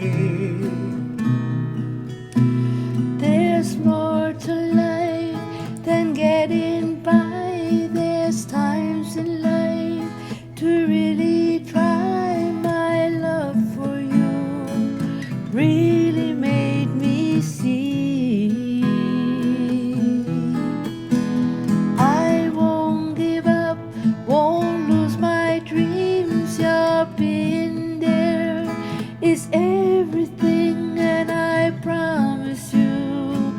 love and honesty. Sunset, moonrise, calm seas under balmy skies. I'll walk with you beneath the whispering trees.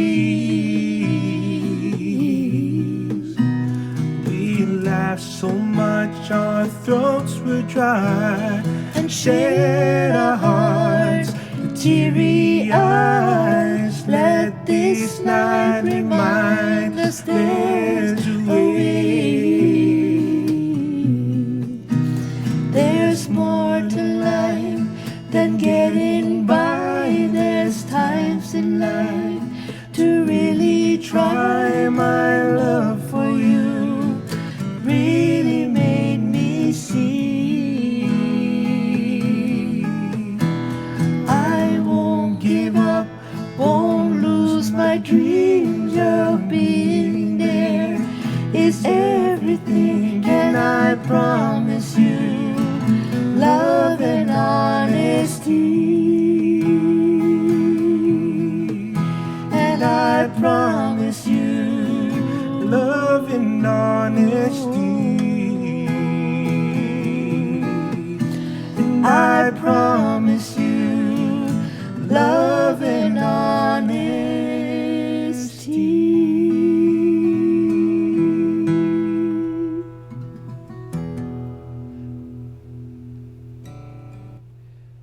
Sorry, my guitar was out of tune. You know, I admire, I don't know if Kala'e probably can, but like Jeff Rasmussen and a lot of guys I play with, they, while they're singing the song, they're tuning that one string. I can't. It's gonna go worse if I try to do I that. hit or miss sometimes. Yeah. So what my trick is, I try not to play the string that's out of tune, Yeah. because I can tell which one it is. So that's why you heard very little of my guitar, because it's like two strings that are out of tune. It was nice. Yeah, You Kala'e made it did. work. Kala'e filled it in good enough. But that's why we did the short version. We did the without the he makana no na momo. Yeah. Na mo'olelo o na pua o ni ni. That was not you, right? That was not me. Right. Most people think it's me, No, she sounds. I can say, who but was she has that, a though? Luana Busby is her name. Oh well, Neff now, but she's a Molokai girl who did a lot of voiceovers for like Oha and for public TV, and her and her husband have a the husband did my Kanai'a record logo the dolphins. He's an artist, and they have a shop in Hilo, and an online store called the Hawaiian Force. Beautiful work, yeah. T-shirts and clothing and bags and whatnot. But a beautiful couple, and we used to be roommates together up in Manoa, when I. Oh wow. So when I told him I wanted dolphins are my favorite thing, so I wanted my record label to be Kanai'a, so he did like a whole bunch of drawings, and that's the one I picked. But he didn't know that I was gonna go anywhere with recording like that. So later on he was like, oh, this, oh. And Luana, same thing with Hawaiian Style Band. When she came and talked on the album, when the album got big, she goes, oh my God, I want a big hit song. Like she was like, nobody knew that it was gonna be a hit the way it was, the Hawaiian Style Band album. So we I had, bet they had an idea that it was. well, they did, but I had yeah. no clue. I When mean, they it must offered me have money, I was seemed like, I don't magical want at to the get paid. I time. just want to sing. Oh, wow. Wee. Yeah. And then all this money starts coming. Like, where's mine? Yeah, well, remember what you said. Yeah, I was right. like, oh, shucks. But I think to a point I'm still like that. As long as I have fun, the money, I mean, I need money to, pay my bills and stuff, but yeah. to me, fun is almost more important than money. I think so. I shouldn't say that. Not on the air. No, I But mean, I think so. That's why my dad was always broke. He had a lot of fun. I just want to have enough money to not worry Yeah, about it. Exactly. Yeah. Exactly. But money is definitely not the reason why I play music. Yeah. So, and I mean, I respect people that are just doing their gigs and it's not exactly what they prefer necessarily. I mean, there's something to be said for craftsmen that are making a living doing Right. what they're doing. yeah. But yeah, it's nice to be able to be an artist and make your calls and know what you do and not Yeah. have to do things you don't want to do. And I'm so grateful. That's where I'm at right now. I just I might as well, I can say it because it's something that I'm really proud of. I In 1995 I bought a house and faced foreclosure twice, not once, twice, because I'm all by myself. But in December I paid off my house. So now I really can be picky about the gigs. But it's really funny because right from January till March, till everything shut down, I got the best gig offers because I said now I can pick, the good gigs from and leave the shitty ones. But all the gigs started to be good, and I'm like, really? Now that I can be picky and choosy, I picked them all because they were all good gigs. So it was almost another Like, meant to be. 2020 Like, is going to be my year. I know. And then the COVID happened, but it's still, like I said, we have this gig coming up on Saturday, which is Yeah, awesome. there's still- We're grateful, grateful for anything, and just to play with Kala'e, even if it's not a gig, Yeah. it is good fun. It's good enough for me. Yeah, it's great, and Yeah. I'm so glad that you guys have found each other and are making music together because Yes. we get to be the beneficiaries. Thank you, and thanks for having us, and thanks Mike for coming. You're so cute. Oh, stoked to be here. Yeah. All these stories. Well worth it. I want to get Mike to come sit here and close it out. Will you? I want Mike to come sit here. You know, he said I told him that I was gonna have you on, and he's like, I want to come up, and I was like, yeah, but you probably got stuff to do. He's like, I can work a camera. I'm like, because I'm like, you can watch it afterwards, but it's like, he was like, no, I want to. I'm like, oh, that's awesome, cool. Well, I'm definitely a huge Mike fan, and because we never really we did some stuff together, but never get to hang out and talk story. But I stalk you on Instagram, and when you did that thing with Tawana and you talked about the hike, I was like, oh my God, I wanted so and you saw all my comments. I kept butting into their conversation with it, but. Yeah, I totally feel like I know you better than I do. Yeah, I mean it's funny how the internet is. Yeah. Yeah. It's like, Social media. Everything we do is, Come touch. all right. Yeah.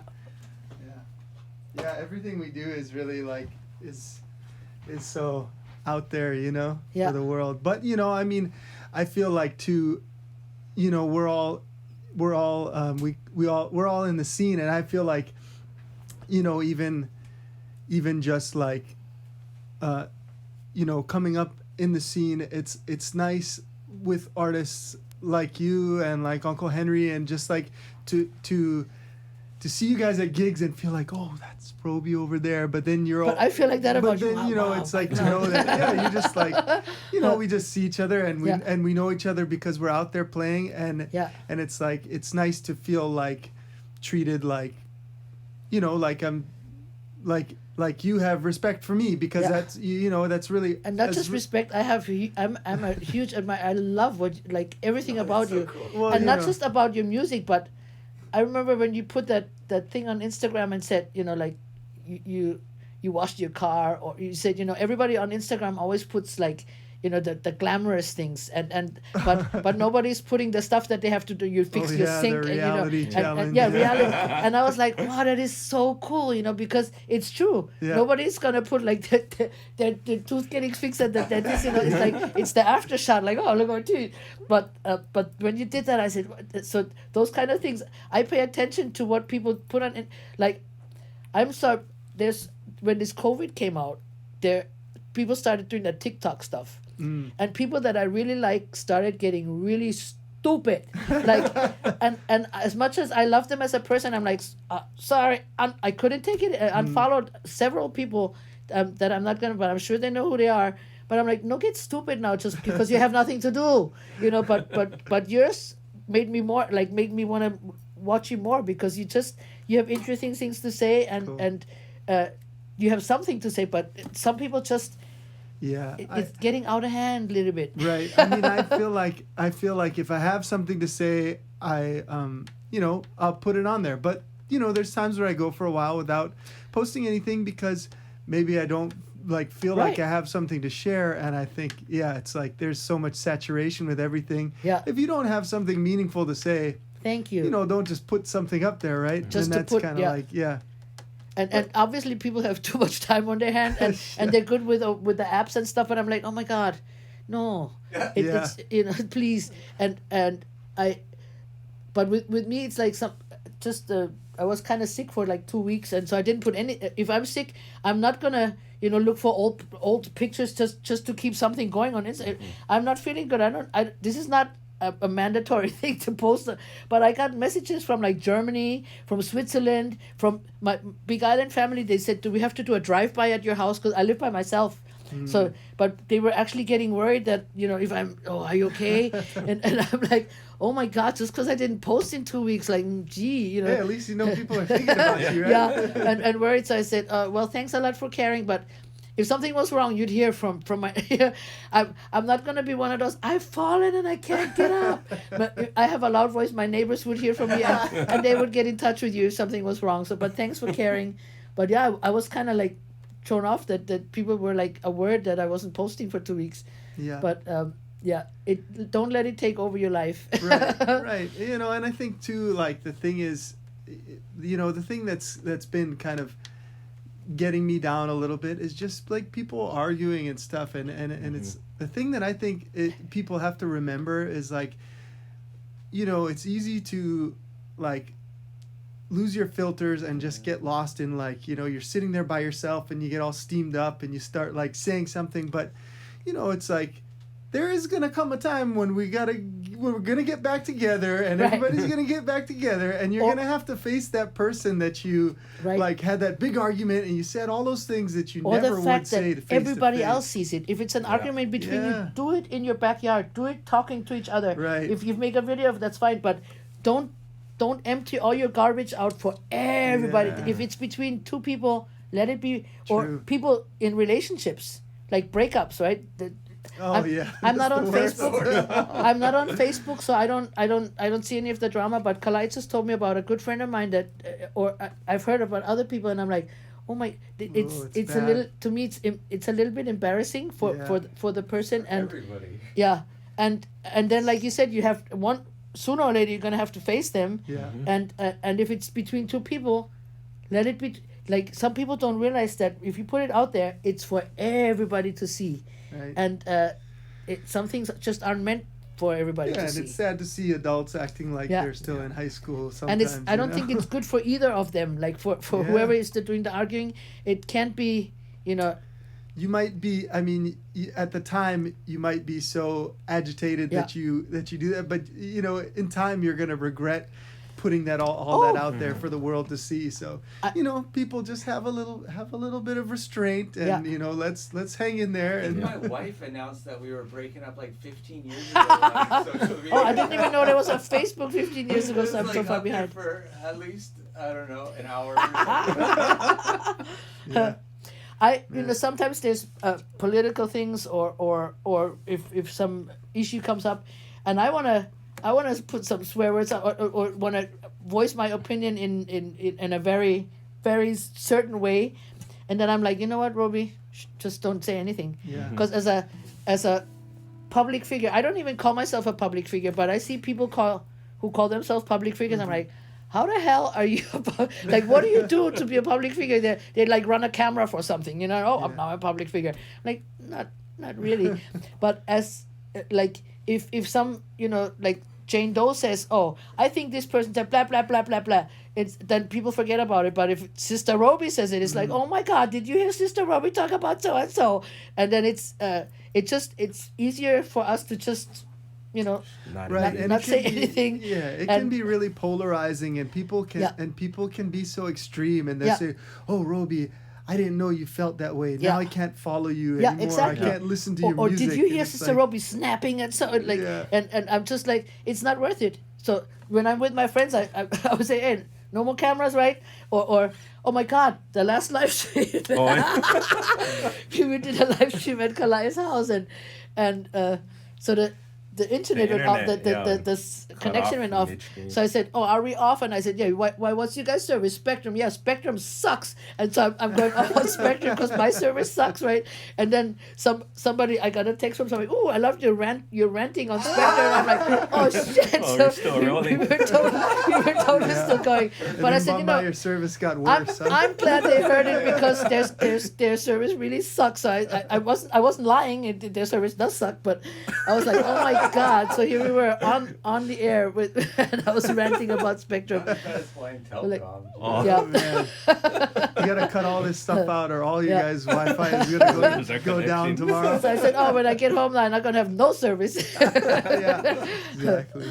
They don't care. We pay the bill. I paid them good money, and their service still sucks. Yeah. Yeah, well, I mean, I've really enjoyed listening. I always enjoy listening to you. I always, I'm thankful, like, when we do have stuff like that, I show up at the party and like you're playing and I get to cruise and listen, and I'm One of my favorite things was coming down to Hawaiian Brian's. Oh, we were just, I had to get out of there because I forgot why I had to leave, but I wanted to stay longer. I was just mesmerized by your pedals and by everything you do. You're amazing. Thank you so much. Yeah, you're amazing. And you're an awesome guy on top. So thank you. You have everything going, everything that's important to me. Oh, well, I have good parents, so I'm just. And good kids and a good wife, everything good. Yeah. Well, I'm very blessed. But I'm really am honored to know you, and always happy whenever I run into it. And same here. And it's so cool to hear all the stories. I'm good friends with with Mike Grande, and so we gotta play something. I'm actually, when I see you and Paula, I'm like, oh, Paula, she gets to play with it. I'm actually a little bit jealous because you guys, I don't know how you guys, like how it came about that you work kind of plenty together, but it's like, oh, she gets to work with Mike. So, it's me. I mean, it's really me, because whenever I, when I first met her, I heard her singing, and it was like about 3 seconds in where like I had this like deep feeling, and I was like, I have to work with Paula, and so I just like, from that moment on, I just I kind of just bugged her, and I said, hey, like I want to jam, and I just and I invited her to come sing, and I had a big band, and I invited her to come sing in that band, and we worked together in that band, and I just started playing with her a lot. I just finished producing her album, her newest album, and it sounds awesome. beautiful. Yeah, she's amazing. Yeah. So just so you know, my favorite thing, if I had to choose to be like the front person or a backup singer, I'd pick backup. Oh yeah, me too. I love singing harmonies and making. Like when we grew up, my sister was bigger and stronger and older and had a lower voice. So she played the guitar and sang the melody. And then it was automatic. Like, there was no question that I was going to sing the harmonies, because like two melodies, like, you're wasting a voice, right? In our family. So harmony was always my thing. I love harmonizing. And if there's one part on it, then I'll try and find another. So when I do my own recordings, and then I have to learn, like, you have to, you record it, and then you kind of have to learn the song. Mm-hmm. I always have to tell her, sing the melody, because if I'm in the car practicing and I'm singing above everything else, I'm doing other stuff around it instead of learning the lead part. So definitely, or when we used to tour with Sean and Feej, I would much rather have them sing, sing one of their songs and then sing the harmonies. Yeah, I'm the same way. My favorite thing is to be the bass player. Yeah, really? Oh my God! Because that's like that's to me, that's the best role, because you're really like dictating like the groove and the feel of the song, but nobody really ever notices the bass player. You kind of just sit in the back, and you really got like the musicians will notice the bass player, right? Fellow musicians, yeah. Yeah, but it's like you don't always life doesn't necessarily let you have what you want. Right. I mean, it was like my. And I'm sure same for you. Things happen, and you're just like, oh, I guess I'm the lead singer. Like, what am I gonna do? Exactly. And that's So it's like sometimes true. It's like, well, you got a song. You wrote a song, and nobody else is gonna do it, so I guess you gotta sing it. Right. Yeah. definitely. I think I got a new gig for you on Thursday. Yeah. This guy should be the new. Now that you mentioned that. But yeah, I would love to, and if it's just at Tavana, have you ever been to Tavana's house in Kulia'o? Yep. Mm-hmm. I live like 2 minutes away from him. Oh, nice. Up Cool. I live on Right the on. mountainside. Ah, beautiful. So we've been saying for like probably 2 years now, let's get together, and we Yeah, haven't. But I'll be there. Yeah, but just let me know it's anytime. gonna happen because Yeah. he's another guy that I love. Oh, he's I the love best. his whole everything Yeah. about him. Yeah, he's one of my Yeah, oldest friends. yeah. Yeah. And I could tell from when you guys were doing your thing on Instagram, I was like, oh my God. Oh yeah, he's the best, man. Yeah. What a beautiful A soul, real- an a real- amazing musician. yes. I mean, he really Everything a lot everything about about him music. is all thumbs yeah. up for So me. to jam with both of you, oh, He's yeah. another guy that goes to Jared. Like when we do yeah. Maui gigs, he's at Jared's house too. Like we have this group of people that, and I think that's one of the things that I miss most about the COVID is not doing those Maui trips because Yeah. it's Maybe like once every Pe- 2 months. yeah. Go Sometimes often, every yeah. month and sometimes twice a month, sometimes every 2 months. But as much as we can, we go over there, and he has like the top floor of his house is his parents-in-law moved out, so it's out. That's literally where where everybody sleeps, and sometimes we have gigs like they would put us up in a hotel and we're like no need, it's Jared's house. Everybody stay at Jared's house. Nice. So and then he has it's an awesome thing to be, and he picks the musicians that have no attitude and are good and get along with each other, and like sometimes there's a lineup like Tavana go first or playing us goes first, and then when we get to the gig, John has to leave early, so John goes. Nobody's goes. Oh wait. Right. I was supposed to, like there's never any arguments with, and if you have to stay 3 hours later than you're supposed to, we're all good fun, or sometimes like we're supposed to go each in a row, like first this and then we start off and then everybody's on stage and nobody leaves and we Right. all we played 5 hours together. That's happened too, so it's really good fun. Yeah, and you don't mind getting switched around No. because you're just gonna get to hear great musicians. Exactly. Yeah. Or we don't mind not going. Like to me, my thing is always the more the merrier. Like if anybody wants to come join in on my set, please, or if they're playing, I might not know the song, but if there's a harmony missing, I'm like, oh, Yeah. so I'll just run up to the mic and sing. And everybody knows your song, so it's Yeah. like, yeah, it's nice. Oh, yeah, Yeah. beautiful. Well, yeah, anytime there's Share, a share, jam, share is- yeah. if there's a jam, I'm Okay, always well down. I love I'll to get on jam. I love- Tavana because yeah. we it's been a long time coming. Yeah, so. let's do it. Yeah. Yeah, definitely. Yeah, cool. Oh, And awesome. Kala'e lives really close by. He lives right in Kamaki, so we can call him. Yeah. Yeah, first time I seen a video of you're playing with Tavana Oh, at nice. O'Toole's. My brother Kamaka used to go watch you all the Oh, time. cool. Yeah. Yeah. Oh, Kamaka's Yeah, your brother. the afro, Oh, yeah. man. Yeah. Cool. I Yeah. see the resemblance now. Yeah. Oh, I love Kamaka, man. Oh. He's like, Yeah, you gotta really check out good. these Oh, two that's guys. cool. Yeah. Beautiful Wow, family. that's funny. Man. Yeah. Oh, cool. Right on. Yeah. Kamaka's cool. Small world. Yeah. Is he still teaching at Kaiser? Yeah, yeah. Oh, cool. Yeah, Kaiser has all the talent. Yeah, Yeah, I know Tavana. Kaiser. Yeah, I Yeah. graduated You went from to Kaiser? Oh, yeah. wow. Yeah, I grew up in Kalama Valley, so Wow. Yeah. Oh, awesome. yeah, that's where. Yeah. Me and Tavana's a year older than me, so he Oh went. my God. Yeah, I didn't know. yeah, That's when I met these guys. It was like almost 20 years ago when we Yeah. were jamming together. yeah. Wow. Yeah, we've been playing together a long time. Yeah, been in high school. I get to record Tavana, I think, Sunday. So yeah. Oh yeah. Oh, so- Yeah. I feel so lucky, like, with you guys all around. Yeah, he's just like I could.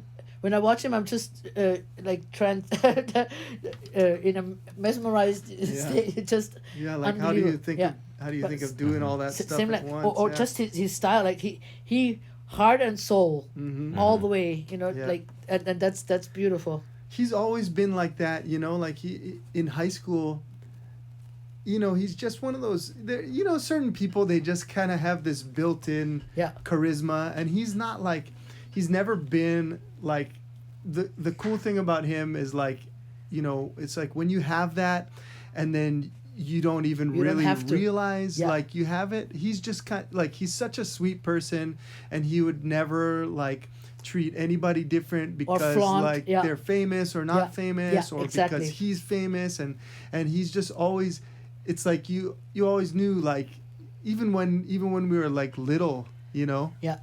you always knew like, oh, this guy is cool, like Yeah. everybody And wants he's to still know him, and he's like, still the same kind of Yeah. the same person, right? Exactly, Like yeah. sometimes you see somebody, before they make an album and then they have like one hit song, and then next time they see you, you can't talk to them anymore. It's like, oh, what happened? Like, why the change? Or like all of a sudden it's Yeah. like they come in a limousine and it's just think, wow. Yeah.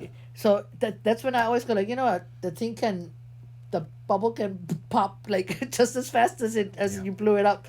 But my mom, I remember when my first song, or my first, like, when she heard my stuff on the radio, so she said to somebody, oh, that's my daughter, and then when Auntie said, no let her get big head, like, my mom German, right? So my mom said, oh no, she was born with a big head. She almost killed me. But she was literally talking about, like, when she gave birth, my head was so big I almost killed her. And I said, Mama, that's not what she's talking about. But she was so cute. No, she was born with big head. And but then I explained to her, no, she means, like, don't let her get, let it go to her head and get big head.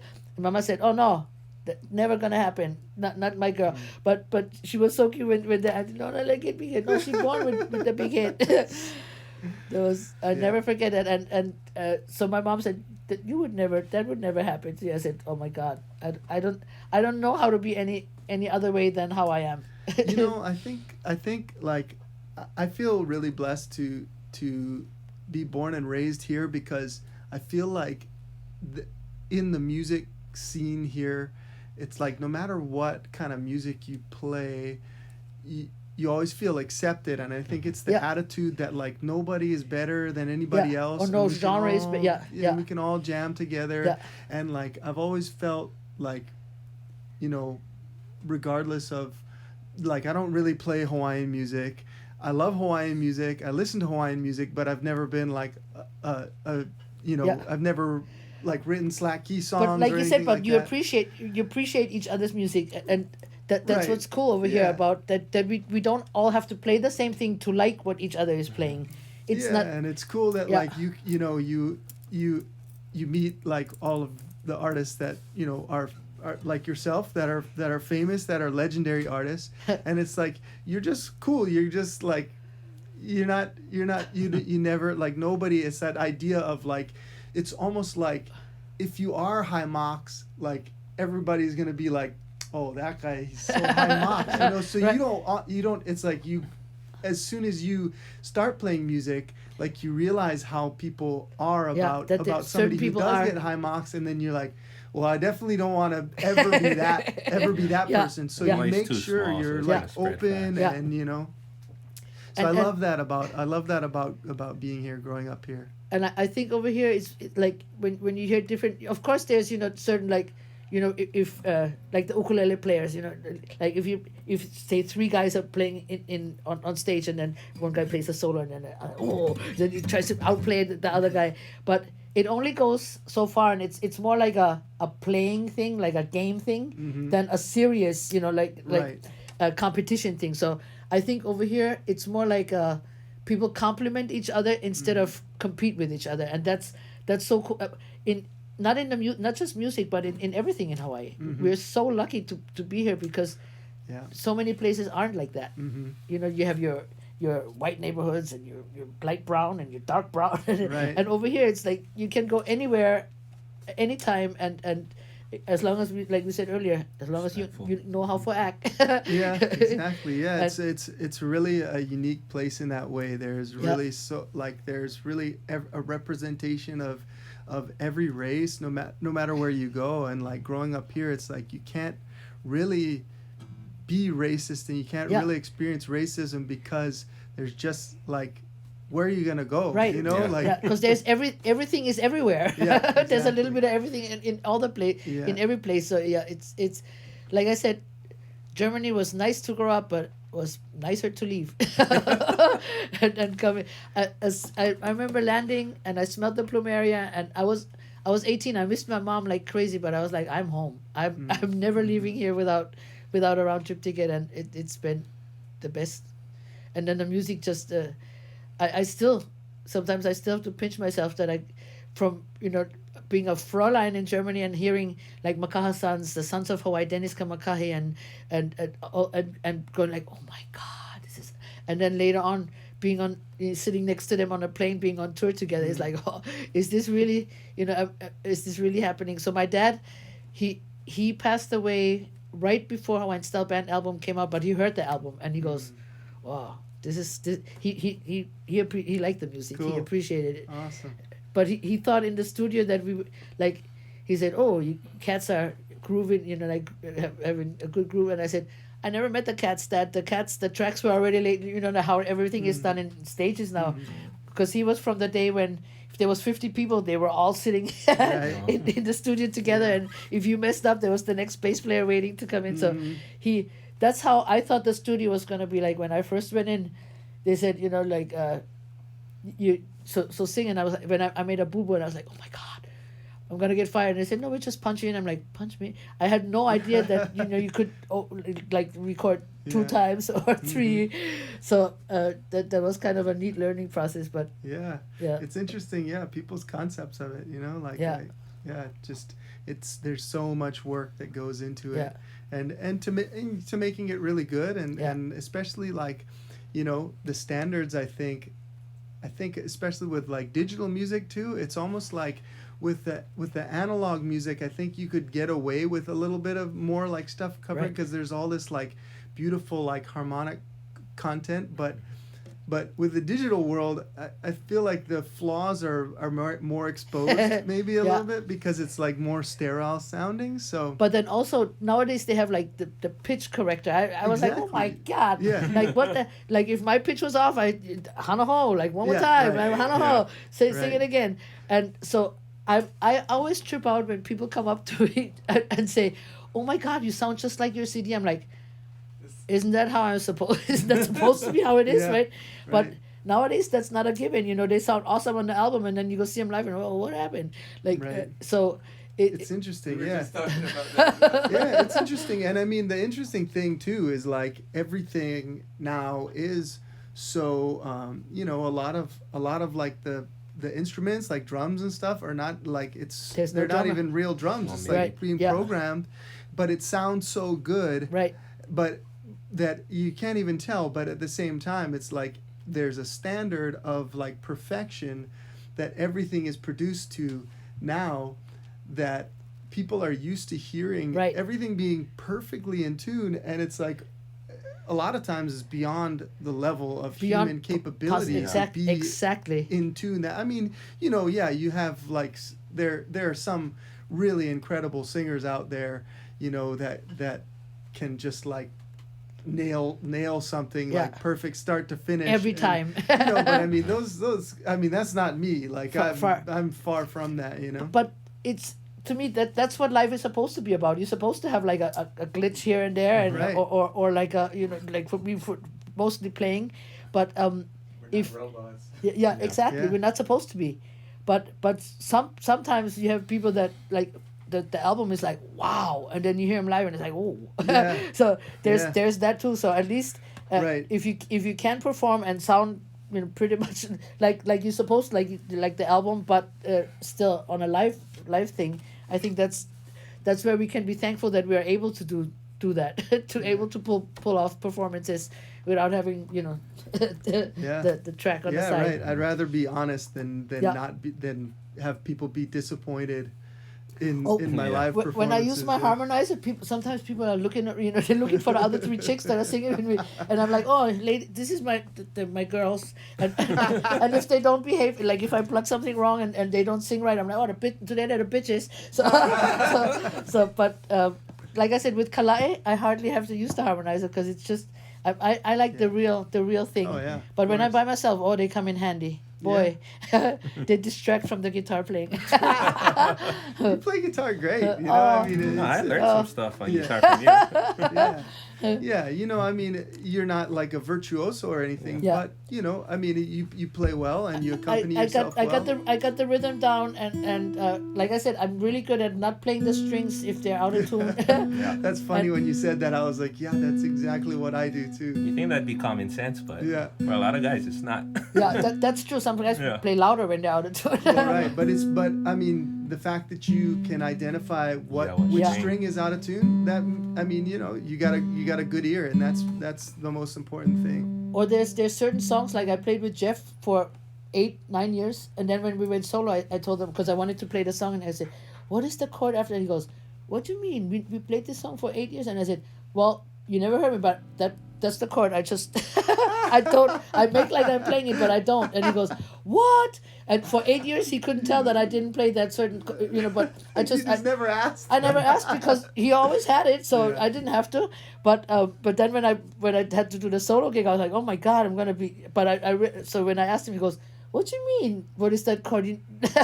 So that's my tricks in the. But that's why I don't like to play alone, because then everything I do is gonna be, that's her. Make the mistake. Cool. You guys wanna do something else? Yeah, but now I'm totally out of tune with the heat. I think that.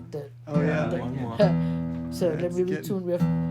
I can't not play any strings because right now all the strings are out of tune, so I couldn't play none of them. Do you ever do any slack key stuff, or you always play? I used to, but when I had 2 guitars, I used to because I don't like to change strings. Is what I don't like to do. Yeah. So when you play slacky and go back and forth, then you have to kind of change strings off.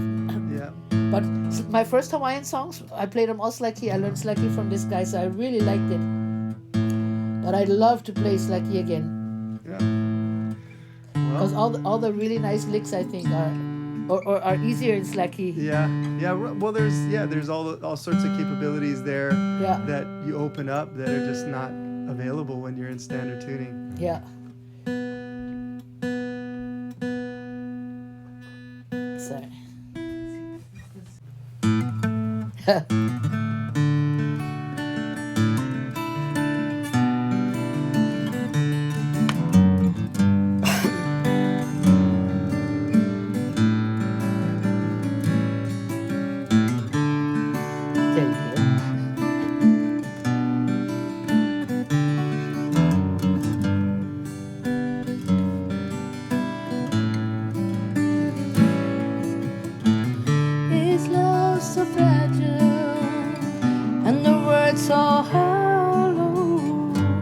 Shattered with words impossible to follow. You're saying I'm fragile. I try not to be. I search only for something I can't see. I have my own life, and I'm stronger than you know.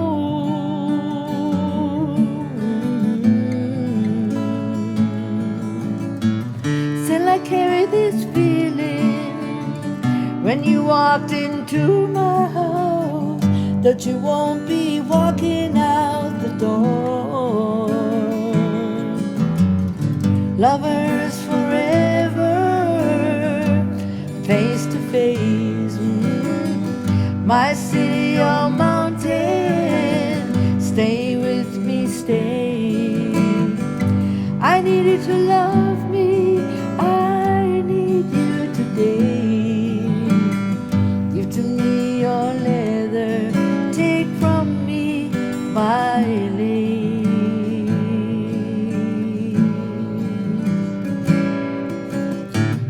You in the moonlight, and with your sleepy eyes, could you ever love a man like me?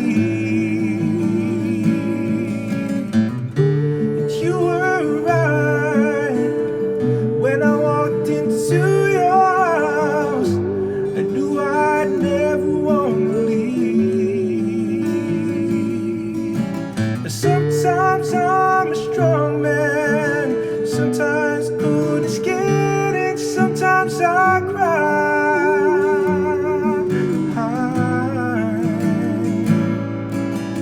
But that time I saw you, through with you, lie in my night. Oh, somehow I get by.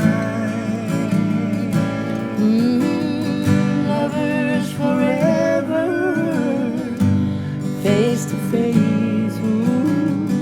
My city on mountain, stay with me, stay. I need you to love me, I need you today. Give to me your leather, take from me my lace.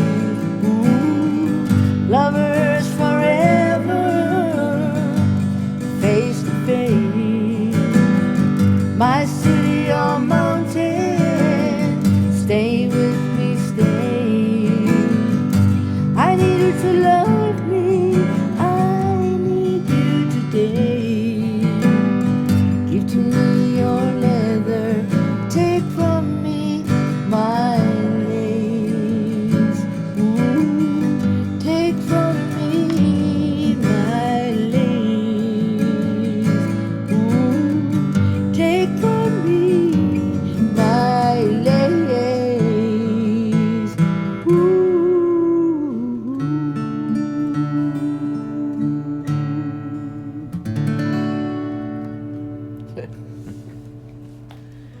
Lettuce and steak. That's what Fiji used to call it. This was really special, and we are so grateful. Thank you so No, much. thank you. Mahalo, Robi. Mahalo, Kala'e. Let's do it Mahalo again. to you, and Yeah. mahalo, Mike, and mahalo to you, to the crew, and all the camera. You guys should see all these cameras here. Oh my God, looks very professional. Oh, we're just trying to pretend over here. So are we. All right, guys. See you next Okay. time. Aloha, mahalo.